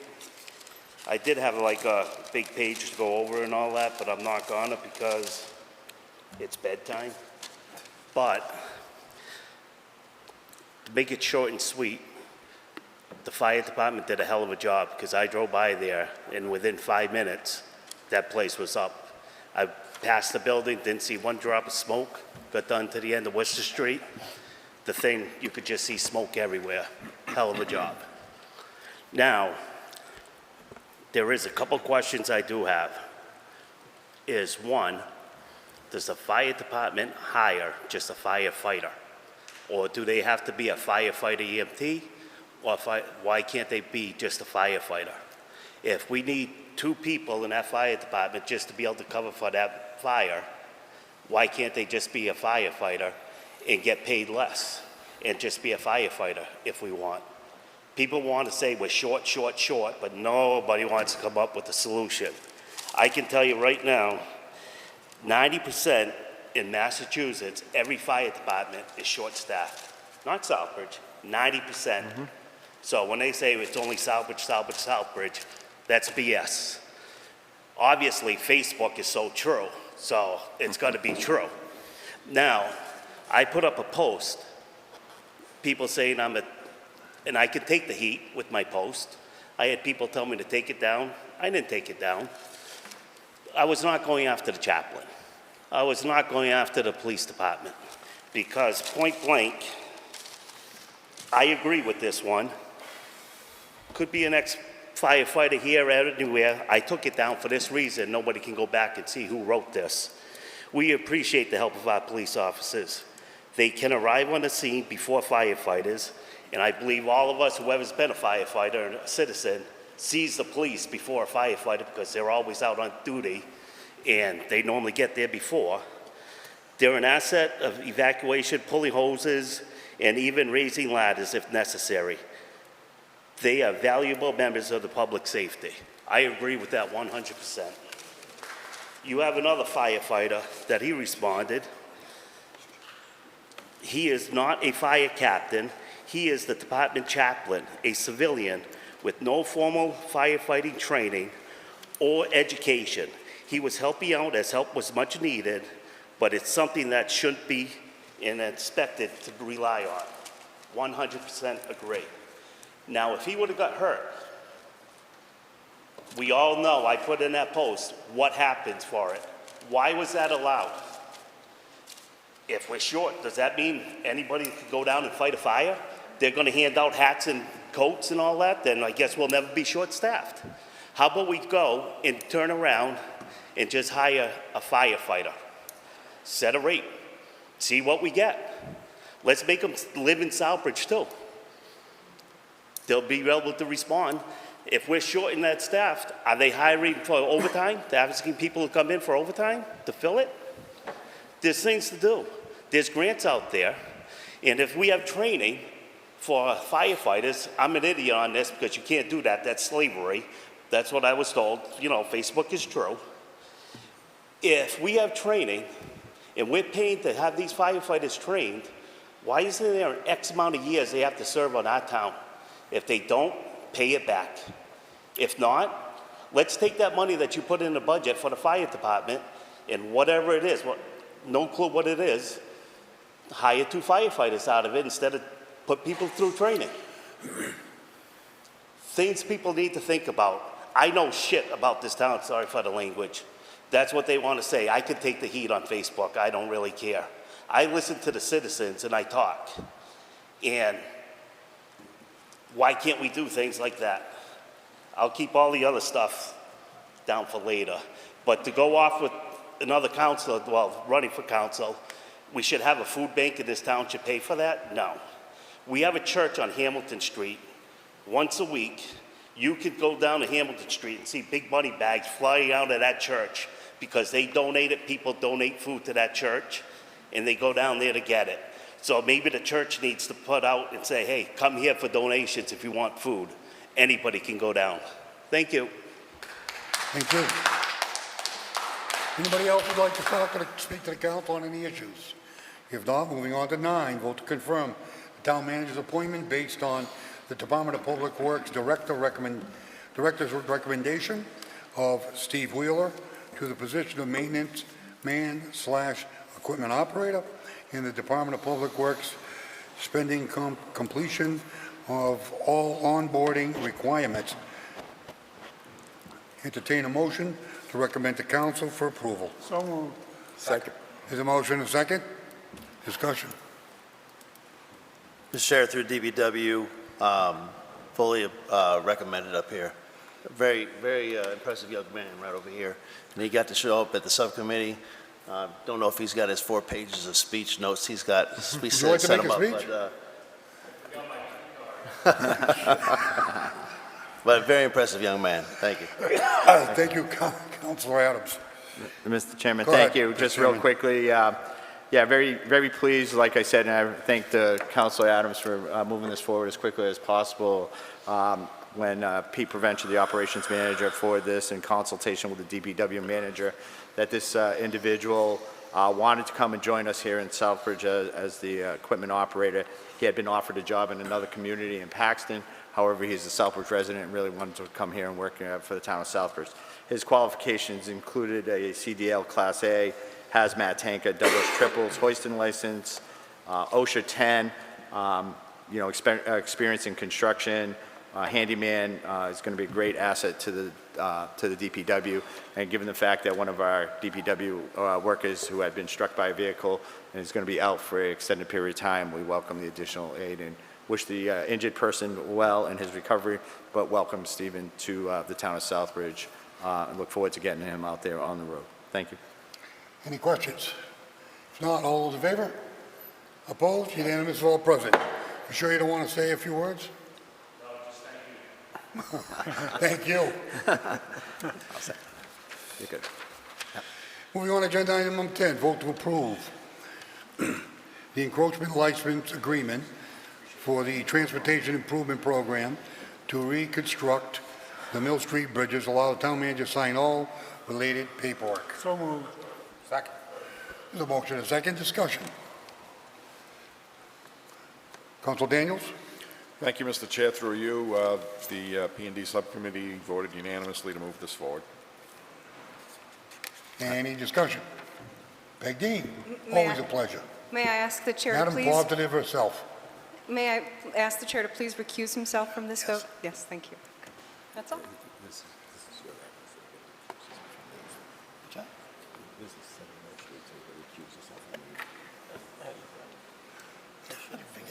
Okay, that's fine. Okay. Any further discussion? If not, all those in favor? Opposed? Unanimous of all present. Moving on to 11, vote to approve the extension to the EDA grant to June 30th, 2026. Allow the town manager to sign all related paperwork. So moved. Second. There's a motion and a second. Discussion. Council Daniels. P&D, thank you, Mr. Chair. Through you, P&D moved this forward unanimously. Any further discussion? Not all those in favor? Opposed? Unanimous of all present. Moving on to 12, vote to approve an extension to the MassDOT contract number 121606 to June 30th, 2026 providing matching funds for the EDA grant, allow town manager sign all related paperwork. So moved. Second. Motion and second. Discussion. Peg Dean. I'm so sorry that I moved too slowly on the last motion.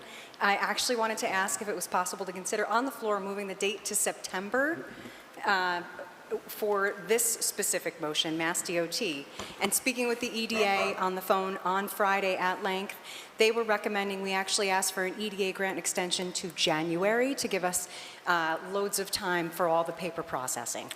I don't know So how you want to handle it, if you'd like me to, You need agenda item number 12 amended? if possible. Of course we can amend that. Yes. Do you need that- reconsideration on 11 too? to And go to if that's June? possible So also, I apologize. Move to reconsider agenda item 11. You caught me on my heels. Well, let's finish this one here. There's an amendment on the floor on that date? Is she looking for January, or? Are you looking for January 30th? For agenda item number 12, if you could extend it to September 30, 2026, I would greatly appreciate it. And then if when reconsidering agenda number 11, if you could consider moving it to January 7th, 2027, I would greatly appreciate it. Town manager, I apologize. I've been caught up in my CDBG application, and it's a lot of things are just moving. Okay, at this time, I'll entertain a motion to change the June 30th, 2026 to September 30th, 2026. So moved. There's a motion, a second, on the amendment. Is there any discussion on the amendment? If not, all those in favor? Opposed? Unanimous of all present? Thank you. That now as amended, all those in favor? Mr. Chair, I got a quick question. Go ahead. I apologize. I thought I looked at the meeting. I'm just trying to figure out, we're matching funds. Where are those coming from? Mass DOT. Mass DOT is matching those funds? Right, it's a Mass DOT match. Oh, okay. My apologies. Thank you. Councilor Dunn. Question not regarding this agenda. Mrs. Peck came in and accused yourself on agenda number 10. May I ask why you asked that question? It was moving it quick. Is this bridge owned by the state or the town? What I have to do with Councilor Lazo? Nothing. You asked him to recuse himself. No, I don't. I know, but Only that's I what she can asked. recuse myself. Nobody can tell me to recuse No, myself. I know, that's what, I just want to Well, ask if there's any reason, if there's any reason you asked that question. The previous agenda item number 10, that's up to the Can town, we finish? whether they Hold on a want to minute. discuss Can we that. finish this agenda item, and then we'll go over to the other agenda item? We're mixing this up. Right now, we have an amended motion. I want to vote on the motion as amended to accept 12 of September 30th, 2026. Let's finish this one. All those in favor? Opposed? Unanimous for all present. Thank you. Let's go back to 11. Motion to reconsider. So No, moved. There's a motion, a second to reconsider. All those in favor? Opposed? It's in the reconsideration. Is there amendment to from June 30th, 2026 to January 7th, 2027? So moved. Second. There's a motion and a second. There's an amendment on the floor. Any discussion on the amendment date? If not, all those in favor? Opposed? Unanimous, all present. Now, number 11 is amended January 7th, 2027, as amended. Now, what question did you have? Peg, did you have a comment? I just wanted to say thank you, and I apologize to the clerk for the confusion. Agenda number 10. I gotta go back? I know, but I just want I to clear can't up go before we back. go too far. Have a vote on this first. Okay. Thank All you. those, is there any discussion on 11? What a mess. All right, any discussion on 11? If not, all those in favor? Opposed? Unanimous of all present. Thank you very much. I apologize. Now, do I have to go back to another agenda item? I have to vote to reconsider it, to bring it up, because the discussion ended because we voted. Hold on, never mind. Thank you. Okay. Thank you. Everybody all set? Okay, we're gonna move on to 13. Peg, your next items, so please stay up here in case you have questions. Okay, 13, vote to approve the submission of one stop for growth expression, expression of interest for the following infrastructure. Improvements to the Southbridge Innovation Center planning grant to complete the environmental review of the urban Renewal Plans Major Amendment, Massachusetts Downtown Initiative to help fund a parking study and a site readiness grant for 30 Mill Street. Allow the town manager to sign all related documents. So moved. Second. There's a motion, second discussion. Councilor Just Senior. one question. I didn't ask the other night, the parking study, what's that about? We had applied last year, if I may, through you, Chair. Thank you for lumping this, allowing me to lump all of these items together. I thought for efficiency of the agenda item, I would just compile them. The parking study we'd asked for last year, we were not approved, and so I'm just going for it once again. Okay, thank you. You're welcome. And the expression of interest is just requesting feedback from the state. I will come back to you in a month for the actual request to apply for these specific grant categories and the amounts.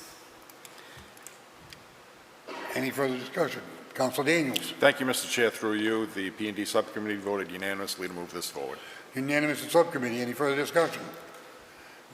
No discussion. All those in favor? Opposed? Unanimous of all present. Moving on to 14. Vote to approve.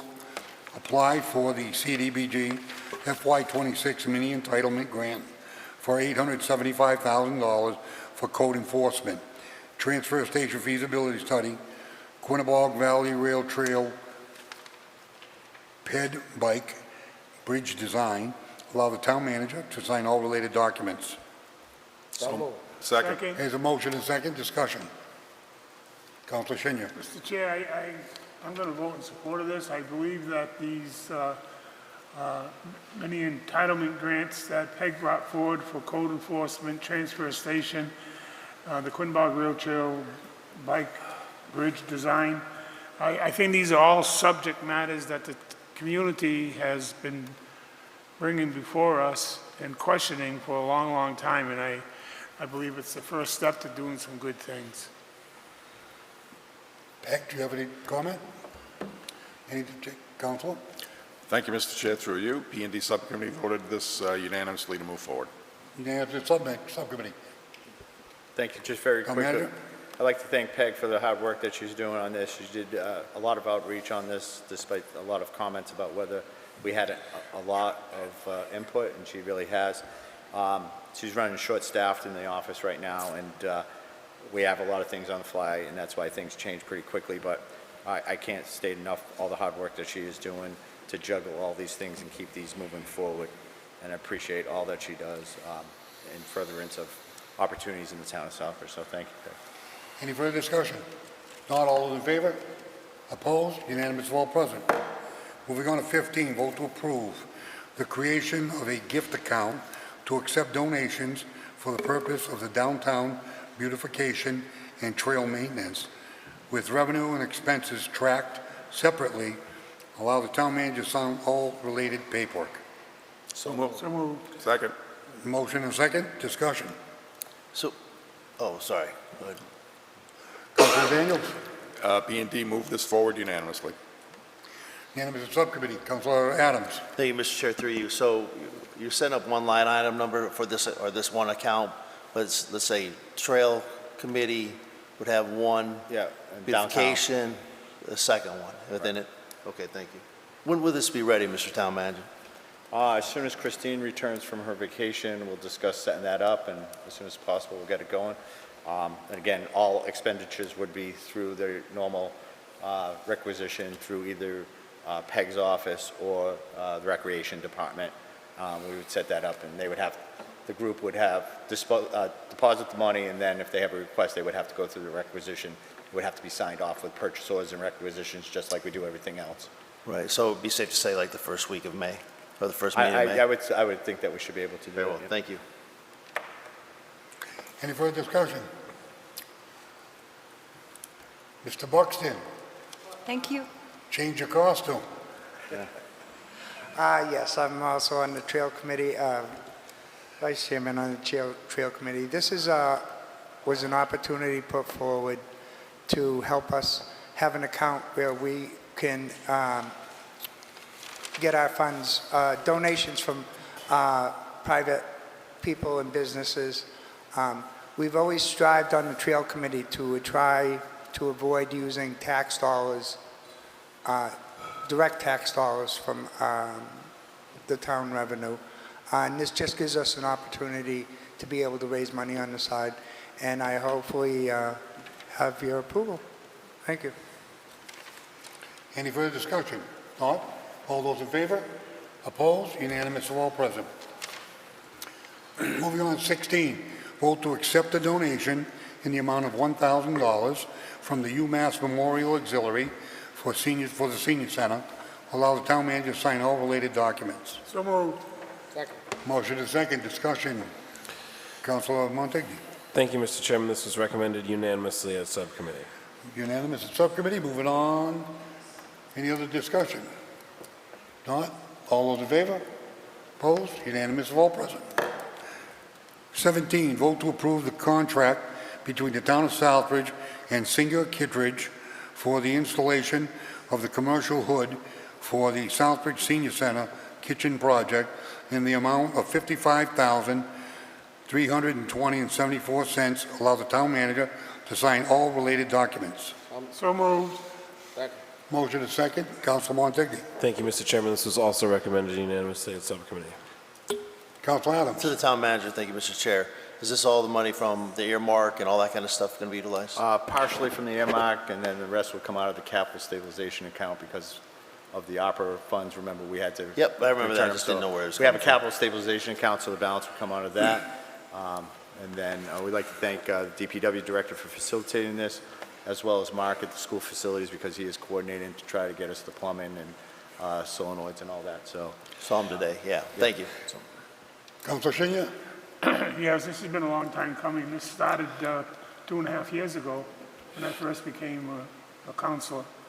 I want to thank the town manager and Chairman Lazo for pushing this to move forward, because it was looking like it wasn't going to happen and that we could have potentially lost the earmark from the state. I especially want to thank Representative Marcy for advocating for the senior center.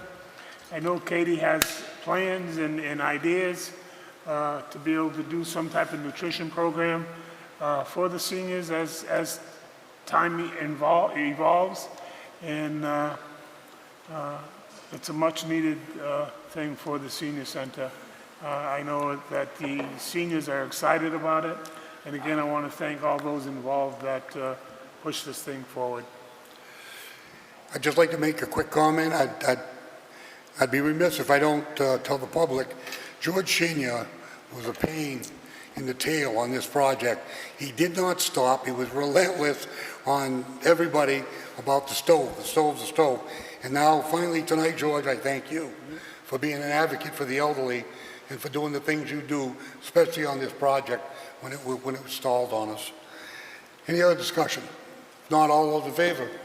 Opposed? Unanimous of all present. Moving on at 18, vote to approve the transfer of $4,500 from account 61045-583-000-9125 Water Reserve Fund to account 61045-574-000 Insurance Property Liability Auto. So moved. Second. Motion is second. Discussion. DPW, Mr. Chairman, DPW recommended approval. Thank you, Council Adams. Any further discussion? Not all those in favor? Opposed? Unanimous of all present. Moving on to 19, vote to approve the transfer of $278,800 from the sewer retained earnings to account 00440583000-26585 Facility Improvements Sewer for the emergency replacement of the boilers at the wastewater treatment plant. Do we have a motion? There's a motion by Dow. Second? Second. By Shinya. Discussion. Recommended approval at DPW. Reminded unanimously at DPW. Thank you. Council Adams. Any further discussion? If not, all those in favor? Opposed? Unanimous of all present. Moving on to 20, vote to approve the transfer of $20,500 from account 600-583-000-98500 Sewer Reserve Fund to account 60440-584-000 574100, insurance, property liability, auto. So moved. Second. Motion by Senior, seconded by Dow. Discussion, Councilor Adams. Again, DPW recommended approval. Thank you. Any further discussion, Councilor? Just for the public, the reason for such a large increase is just the fact that we obtained 2 new pieces of brand-new equipment, a 550,000 jet truck and a $250,000 camera truck. So those were all part of the capital. So, and some other equipment at the wastewater treatment plant facilities. So thank you. Any further discussion? If not, all those in favor? Opposed? Unanimous of all present. Moving on to 21, vote to approve the contract with Ty and Bond to complete a habitat assessment of the Hatchet Brook Reservoir, number 3, dredge project in the amount of $7,500. Allow the town manager to sign all related documents. So moved. Motion by Dow, seconded by Shinya. Discussion. Recommended DPW approval. Thank you. Council Adams, unanimous at subcommittee. Any further discussion? Not all those in favor? Opposed? Unanimous of all present. Moving on to 22, vote to approve the contract of Ty and Bond for the engineering services for the risk and reliance assessment and the emergency response plan update in the amount of $15,000. Allow the town manager to sign all related documents. So moved. Second. Motion by Dow, seconded by Shinya. Discussion. Recommended DPW approval. Recommended by DPW, unanimous. Thank you, Councilor. Any further discussion? If not, all those in favor? Opposed? Unanimous of all present.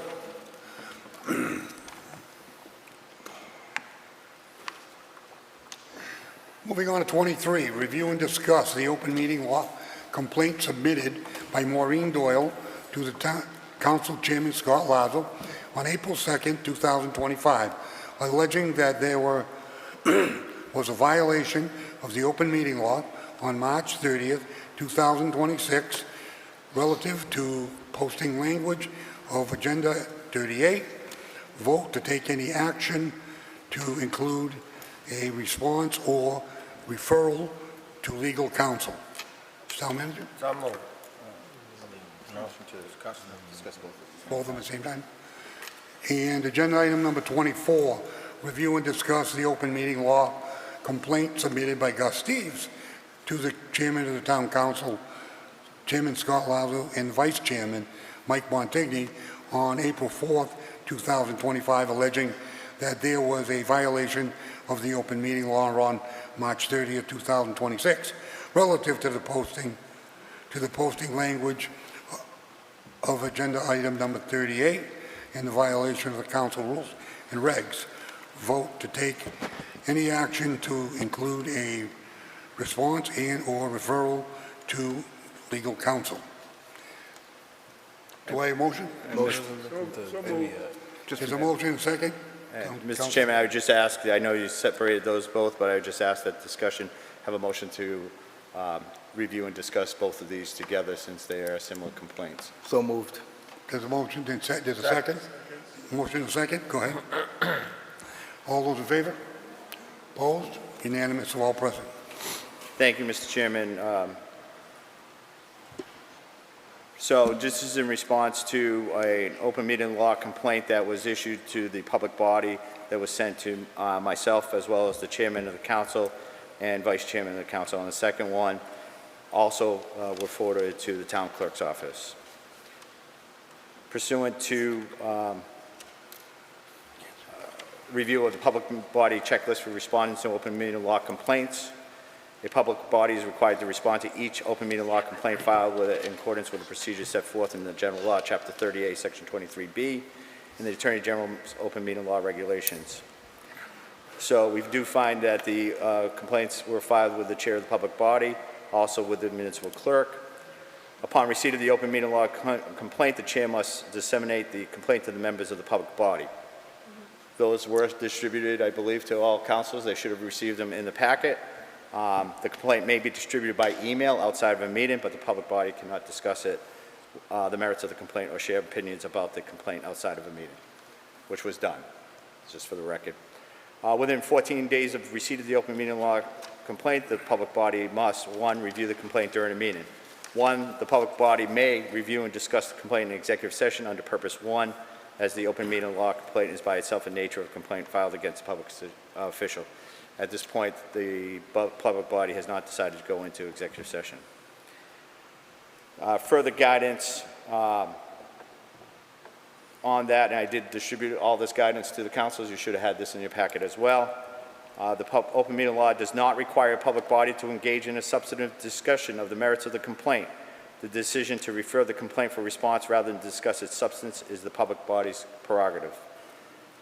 Nonetheless, the public body may not remove itself entirely from the process. It must at some point, before responding, review the complaint during a meeting. That is the purpose of this with the council and the assistance of the town manager to the council chairman and vice chairman. Part of this, too, is an individual such as the chair, an administrator, or legal counsel also may receive the complaint and draft a response in advance of the meeting for the public body to approve at the meeting. So upon that, I did refer the open meeting law complaints to our legal counsel at KP Law, Lauren Goldberg. Based on that review, 2 open meeting law complaints have been filed concerning item 38, appearing on the Town Council March 30th, 2026 meeting agenda. 1 by Maureen Doyle on April 2nd, 2026, and 1 by Gus Steves on April 4th, 2026. Item 38 provides review, discuss the recommendations of the Charter Review Committee, and take any actions. The allegations in the complaints. The Doyle complaint alleges that the agenda item was intentionally, quote, intentionally vague so as not to alert the public to the fact that they wanted to change the charter, which is our Constitution, close quote. Additionally, the complaint alleges that a person was inappropriately limited from discussing charter term limits during citizens' forum because a person would not have known the matter would be discussed under item 38. The Steves complaint alleges that the council chair invited comment from those in attendance on item 38, but did not let all those who wanted to speak do so before accepting a motion to refer the matter to the General Government Subcommittee in violation of the council rules. The complaint also addresses the citizens' forum issue raised in the Doyle complaint. Finally, the Steves complaint raises concerns that item 38 was drafted in such a way to allow a vote to be taken even though it did not say so specifically. The open meeting law. Meeting agendas must include the date, time, and place of the meeting, be printed in a legible, easily understandable format, include a list, quotation, a list of topics that the chair reasonably anticipates will be discussed at the meeting, close quotes. Topics, quotation, must be listed with sufficient detail to reasonably advise the public of the issues to be discussed at the meeting, close quote, meaning that reasonable member of the public could understand the anticipated nature of the public body's discussion. Quotation, it is reasonably inferable, ... that a public body may take action on any topic listed in the meeting notice, close quote, Division of Open Government Determinations, Open Meeting Law 2015-146, dated October 7, 2014. The law does not require that a public body discuss an item just because it is on a meeting agenda, nor require a specific level of detail in any discussion. The law does not guarantee any person the right to speak at a public meeting, nor does it require that the chair recognize any particular person. Failure to comply with council rules, even if true, do not raise open meeting law issues. Facts. The March 30th, 2026 meeting notice was posted timely and included the time, date, and place, and the subject matters to be discussed at the meeting. A recording of the March 30th, 2026 meeting of the Town Council is found posted on YouTube. At 1:04 of the recording during Citizens Forum, on item 8, a resident references the Charter Review Committee recommendation on term limits. A point of order is raised that public input on Article 38 should be given when that item is reached. The resident makes limited comments and sits down. At 1:58 on the recording, the chair opens discussion on item 38 which includes focus on the process for charter change, including what types of changes can be accomplished by the town, now as compared to what would require approval by an elected charter commission. Councilor Montigny, the chair of the Charter Review Committee, explains that there are 5 items recommended by the committee. Brief consideration is given to whether the recommendation should be referred to the General Government Committee. However, the chair indicates that the discussion at the current meeting might be beneficial. At 2:08 on the recorded, the chair invites public input. When recognized, a member of the public raises concern that item 38 is not specific enough because the 5 items referenced by the Councilor Montigny are not listed on the agenda. The Council's discussion again turns to whether to make a referral to the General Government Subcommittee, and a motion to do so is made and approved. A councilor states there are people who still want to speak on item 38, including Mr. Steves. However, the chair moves on to councilors' forum. A draft motion for the town council was provided. The draft states that the council should move that the town council respond to the open meeting law complaints filed by Maureen Doyle and Gus Steves, indicating that the council did not violate the open meeting law for the following reasons. The plain language of agenda item 38 clearly allowed a reasonable person to understand that the town council would have general discussion of recommendations of the Charter Review Committee. That is all that is required by the open meeting law, and that is what the council did. The open meeting law does not mandate when public comment must occur. However, detailed a discussion must be on an agenda item. Oh, wait, hold on. The open meeting law does not mandate when public comment must occur, how detailed a discussion must be on any agenda item, that the chair recognizes any or all persons who might wish to speak or recognize them at a particular time.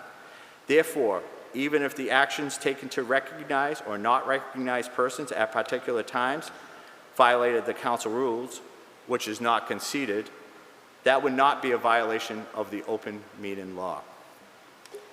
Based upon the discussions at the meeting, it was clear that the chair did not make a decision prior to March 30th, 2026 meeting as to what particular action the council might take that evening.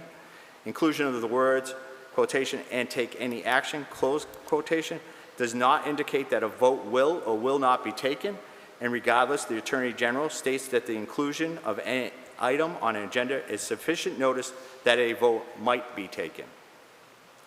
No substantive votes were taken, and the matter will be heard again by the full town council after a report from the General Government Committee. Given the concerns raised by the public, efforts will be made to list any particular recommendations to be discussed at the town council meeting on this topic, whether in or attach the relevant meeting notice. And further, to authorize the town manager to work with KP Law to draft a formal response consistent with this vote and file with the Attorney General on or before the April 22nd deadline for responding to the Doyle and Steves complaint.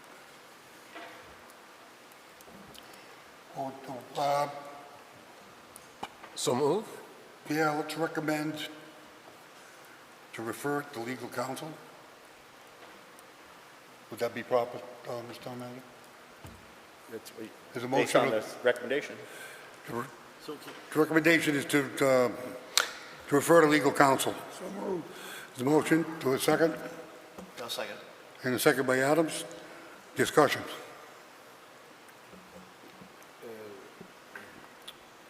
Go ahead. Councilor Kelly. Thank you, Mr. Chairman, through you. So I had an opportunity to look at the complaints. I looked at the open meeting law. As far as the agenda item, in my opinion, it's quite legal, and I would recommend referring it to council. So I would be in favor of sending it to council. Any further discussion? Yeah. Councilor Adams. No, hey, we see this happen quite often, and we do, absolutely. And I understand where the individuals are coming from, absolutely do. But at the same time, you know, the state, when it talks to open meeting law, is very vague, because in one sense they say, put as much detail as you possibly can in there, and then they turn around at the same time, and then they let things like this go past. So which one is it through the state? I'm not sitting there saying right or wrong, but I got to tell you, my gut feeling at this point in time is to refer it to legal counsel for their recommendation at that point in time. But I understand where everybody's coming from at this point, because I watched it. I've seen the liquor board vote down permits. It just said discuss. But if I took it to the state wouldn't do anything about it. I know that for a fact. So I would honestly say take it to legal counsel and let them give us the recommendation they feel. Thank you. Councilman Montague? Thank you, Mr. Chairman. This matter has been referred to legal counsel, is that correct? Through you to the town manager? I've reviewed it with legal counsel. They provided guidance, and now they're saying for a formal response to allow me to have them draft that formal response. Saying that there was no violation? Correct. Okay. Just to be sure that this is a recommendation for legal to draft a response to say that there was no violation made. Thank you. Council Senior. Thank you, Mr. Chair. When this was, I saw this come up in my packet, I went and looked at other agenda that we had throughout our community and found that they're pretty much like ours, except that council is more in detail on most of the questions. But I found that most of the agendas were, if you want to call it vague, or just listed what was going to happen, kind of like what we did. What I find difficult is something like the Board of Health the other night had an agenda that they did things after the fact during citizens forum type things. So, I mean, we try to do our best. Sometimes it's not right, and we try to correct what's right. But I think I appreciate the manager moving this forward and getting an opinion, and hopefully everybody's satisfied with this.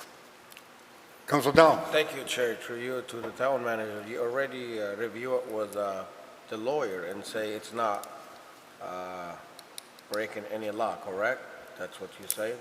The guidance states that there was no violation. So we have to cost the residents more money for lawyers for no reason? What's the point, is it? We already pay money for a lawyer. We already discussed it. He said it was nothing broken. No law was broken. So what's the point is continue spending the citizens' money for no reason?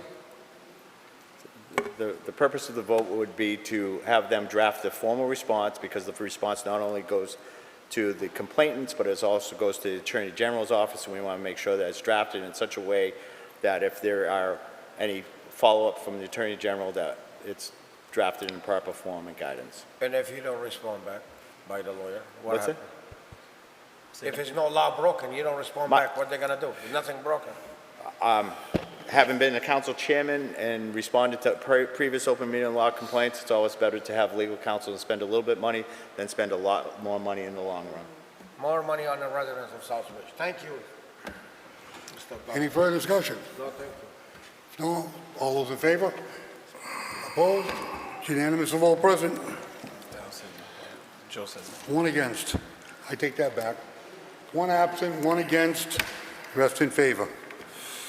Moving on to Council Forum. Council Adams.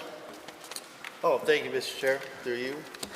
Just wanted to get with the town manager and yourself, Chair, to figure out when we're going to do that council of the whole on the curbside update as far as the funds. I know town manager and I had a discussion before I took off, but I just wanted to know if there's a date Yeah, set. what I'd like to do is set a council meeting of the whole, because it is on the budget. I would like to have a council meeting of the whole to discuss water, sewer, and the solid waste enterprise fund, and we can do it all collectively with the budgets. The water sewer would be quick review of the budgets, but then have a substantive conversation on the curbside enterprise with recommendations for the findings of this fiscal year, and it would meld into the next fiscal year. It's all kind of do it all together, because the review that we completed also reflects what the impact or what impact that would have to next year's budget and going forward. Very well, thank you. Just also the financial updates, probably go into first, second, and maybe third quarter now. Yeah, so I did, through you, Mr. Chairman, I did speak to That was a topic in our department head meeting last week. Christine's on vacation. As soon as she returns, we'll have it through the third quarter. Very well, thank you. Just want to remind the councilors about the goals and objectives for the 18th of May. And then also, Councilor Senior brought up this. Goals and objectives for the 18th of May? Oh, that comes to me. Oh, okay, good. No, they come to me. I mentioned that before, sent them all off. That way, the chair, myself, and you can have. No, I didn't know if we had scheduled a meeting because we have the public hearings and budgets. No, absolutely not. No, it'll be after the budget hearings and stuff like that. So also, Councilor Senior and I, and quite a few others today, Project New Hope was in the community center today. I thank first of all, Project New Hope for what they do for all the veterans and their families. And they came down today upon the request of the Veteran Service Officer, Keith Roberts, and obviously Katie puts that on, the community center puts on the Veteran Social every second Monday of the month. And so we got to hear what Project New Hope does for the communities and a lot of other dialogue. I was very impressed by them.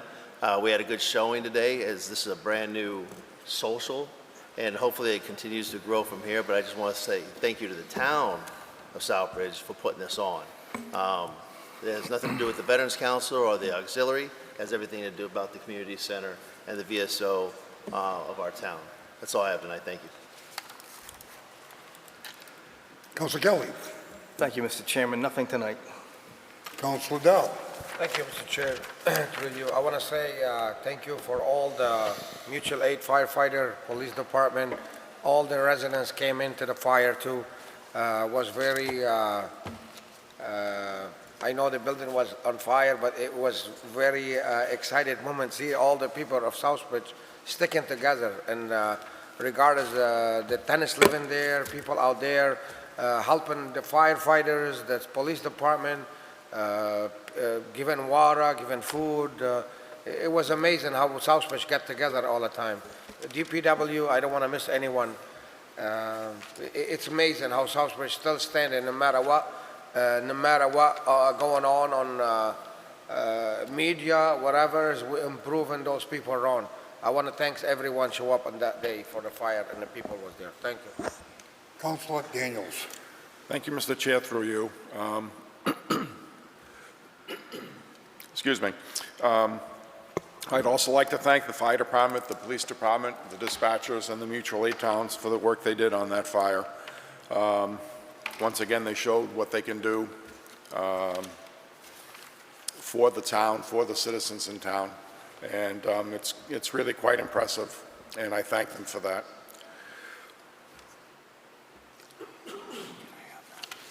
Councilor, you all set? No. Keep going. In terms of housing issues in town, addressing the larger issue of housing in general, not specifically the complaints that were heard earlier this evening about particular rental units and the problems that they're having. Just in general, housing itself is being looked at in town, but it is a much larger issue than just Southbridge. This is a statewide, if not a nationwide problem. It's just much bigger than Southbridge, but we are looking into it. We're looking at housing issues for the veterans, for people with intellectual and developmental disabilities, for people with physical disabilities. We're looking at housing for the elderly, and we're looking to try and find solutions for that. It is being looked at. However, it is not a fast process. You can't just say, well, we're going to build 100 homes. And, you know, you need to look at things. You need to look at the permitting that's involved. Where are these houses going to go? Who's going to be able to move into them? How can we get them into the housing to begin with? What's affordable for them? Can we build within the affordable limits? So there's a lot to this that's going on. There are a number of councilors and citizens in town that are looking at this, and I just want the people to know that, yes, in fact, we have heard the issues being brought up by people in town, and that we are looking into it, but unfortunately it just takes time. But we are working at it, and we're taking steps forward. In terms of Mrs. Benoit and Notre Dame, I am a parishioner there. I'm a parishioner at St. John Paul II, and I went to Notre Dame prior to the merger. It is a beautiful church. It's something to behold. When you sit in there and it's lit up for Easter or Christmas, it's spectacular. It's absolutely spectacular. It is truly God's house. But one of the things that Ms. Benoit alluded to a little bit was that there needs to be increased participation in parish life. It can't be the same people all the time. More people being involved will help the situation in a general sense. The town, I know, is doing what it can. There's not a lot the town can necessarily do. That is a private property. It's owned by the Diocese of Worcester. So you can't the town just can't march in and say, well, we're going to fix it and we're going to do this and we're going to do that. Unfortunately, that's not possible. We can't do that any more than we could do that for anyone else that owned a property in town. But the diocese needs to know that we care. People in town should call and write the diocese and let them know what our concerns are about the church and the fact that we would like the church to continue standing, that we would like the church to continue to serve all of the town of Southbridge as well as the members of the St. John Paul Parish. Father Carlos has a lot on his plate. I'm sure he would appreciate the help if people would take some time to let everyone else know what's going on. So I too feel concerned, as Mrs. Benoit does. It is a spectacular church, but it's going to take all of us working together on this to make an impact. There are other churches that were similarly built in the past in other areas of the Roman Catholic Diocese of Worcester, and they allowed those churches to hit the ground. There was a beautiful church in Spencer. Notre Dame of the Canadians in Worcester was demolished, and we don't want that to happen here in Southbridge. So we need to step up the pace here and as a whole town get involved in this. Thank you very much, and that's all I have, Mr. Chair. Thank you, Councilor. Moving on to Councilor Provost. Nothing tonight. Councilor Shidya. Thank you, Mr. Chair. Just a couple of things. I received a letter today, well, actually over the weekend, from the Secretary of Housing regarding Section 8 applications in which I applied for some time ago. And they wanted to update us to update our information, money, the salaries, rent we pay, those kind of things. I thought that, geez, this is something good, they're sending a letter out, but it just turns out that they've opened up the waiting list so you can wait. And there's thousands and thousands of people ahead of me that are going to be considered, and there's no money to be had by those people waiting. So my suggestion to the people out there that need assistance or want to apply for those kind of things is to keep the pressure on your state rep and state senator. Tell them how important that it is to support the voucher system altogether or the affordable housing part of things. Things have changed for us since I moved in with my son and made life a little bit easier, but for some people it's a difficult thing. They're still moving forward with things down at Lebanon Hill Housing, and it's going to be a tough situation. And as John said, it's not an overnight fix, and hopefully we can start moving a little bit forward with some housing initiatives. Katie, the Senior Center Director, asked me to let the community know that on Thursday, May 14th, from 10 a.m. to 12 p.m., they'll be holding a health and wellness fair at the community center, which is opened up to the general public, not only just senior citizens. There's going to be a bunch of vendors there that are to help people out with issues, Social Security, those kind of things. And if there's any vendors that want to become part of this health and wellness fair, to contact Katie at the Senior Center, leave a message on the phone if she doesn't answer, and she'll get back to you. Again, that's Thursday, May 14th, from 10 to 12 p.m. 10 a.m. to 12 p.m. Thank you, and that's all I got tonight. Council Montague. Thank you, Mr. Chairman. First, the Veterans Auxiliary Dinner, it was at the Italian Club this past weekend, and it was awesome. Special thanks to everyone that put that on, Mrs. Adams, all the other ladies, Sarah, everybody there did a great job. And we brought, the Veterans Auxiliary brought in the Tipton Rock Band, which has some of, town employees and town citizens on that too. It was a great time. I'd actually never seen them live. And it was just a wonderful event. And you had people dancing and stuff. And it was just real good for the community to see a new group in town continue to fundraise and do good things for the community. The only other thing, just to respond to the previous counselor made a comment earlier about how open meeting law violations need to be responded to, and they can waste more town dollars by filing a letter written by the legal team to make sure everything is buttoned up. And it just goes to show you that this year we have a lot of strange things going on. You got candidates posting open meeting law violations that are not at all open meeting law violations and just wasting town money, or spreading bad information online. And take your pick. That's the candidates of today. Thank you very much, Mr. Chairman. Moving on to discussion next meeting day, town council meeting. Mr. Vice Chairman? Yes, it's Monday, April 27th, 2026 at 7 p.m. Moving on to 27, vote to enter into executive session pursuant to Massachusetts General Law, Chapter 30A, 21, under the following sections. 7, to comply with or act under the authority of any general or special law or federal grant and aid requirements. MGL, Chapter 30A, Section 22A, G1 OML 2024-158 OML 2024-29. The Town Council will adjourn from executive session and not enter into open session. So moved. There's a motion, a second, roll call. Okay. Counselor Lazo. Yes. Counselor Montigny. Yes. Counselor Adams. Counselor Chenier. Yes. Counselor Daniel. Yes. Counselor Dow. Yes. Counselor Kelly. Yes. Counselor Provost. Yes. Okay. And Adjourn into Counselor Ortiz is executive absent. session.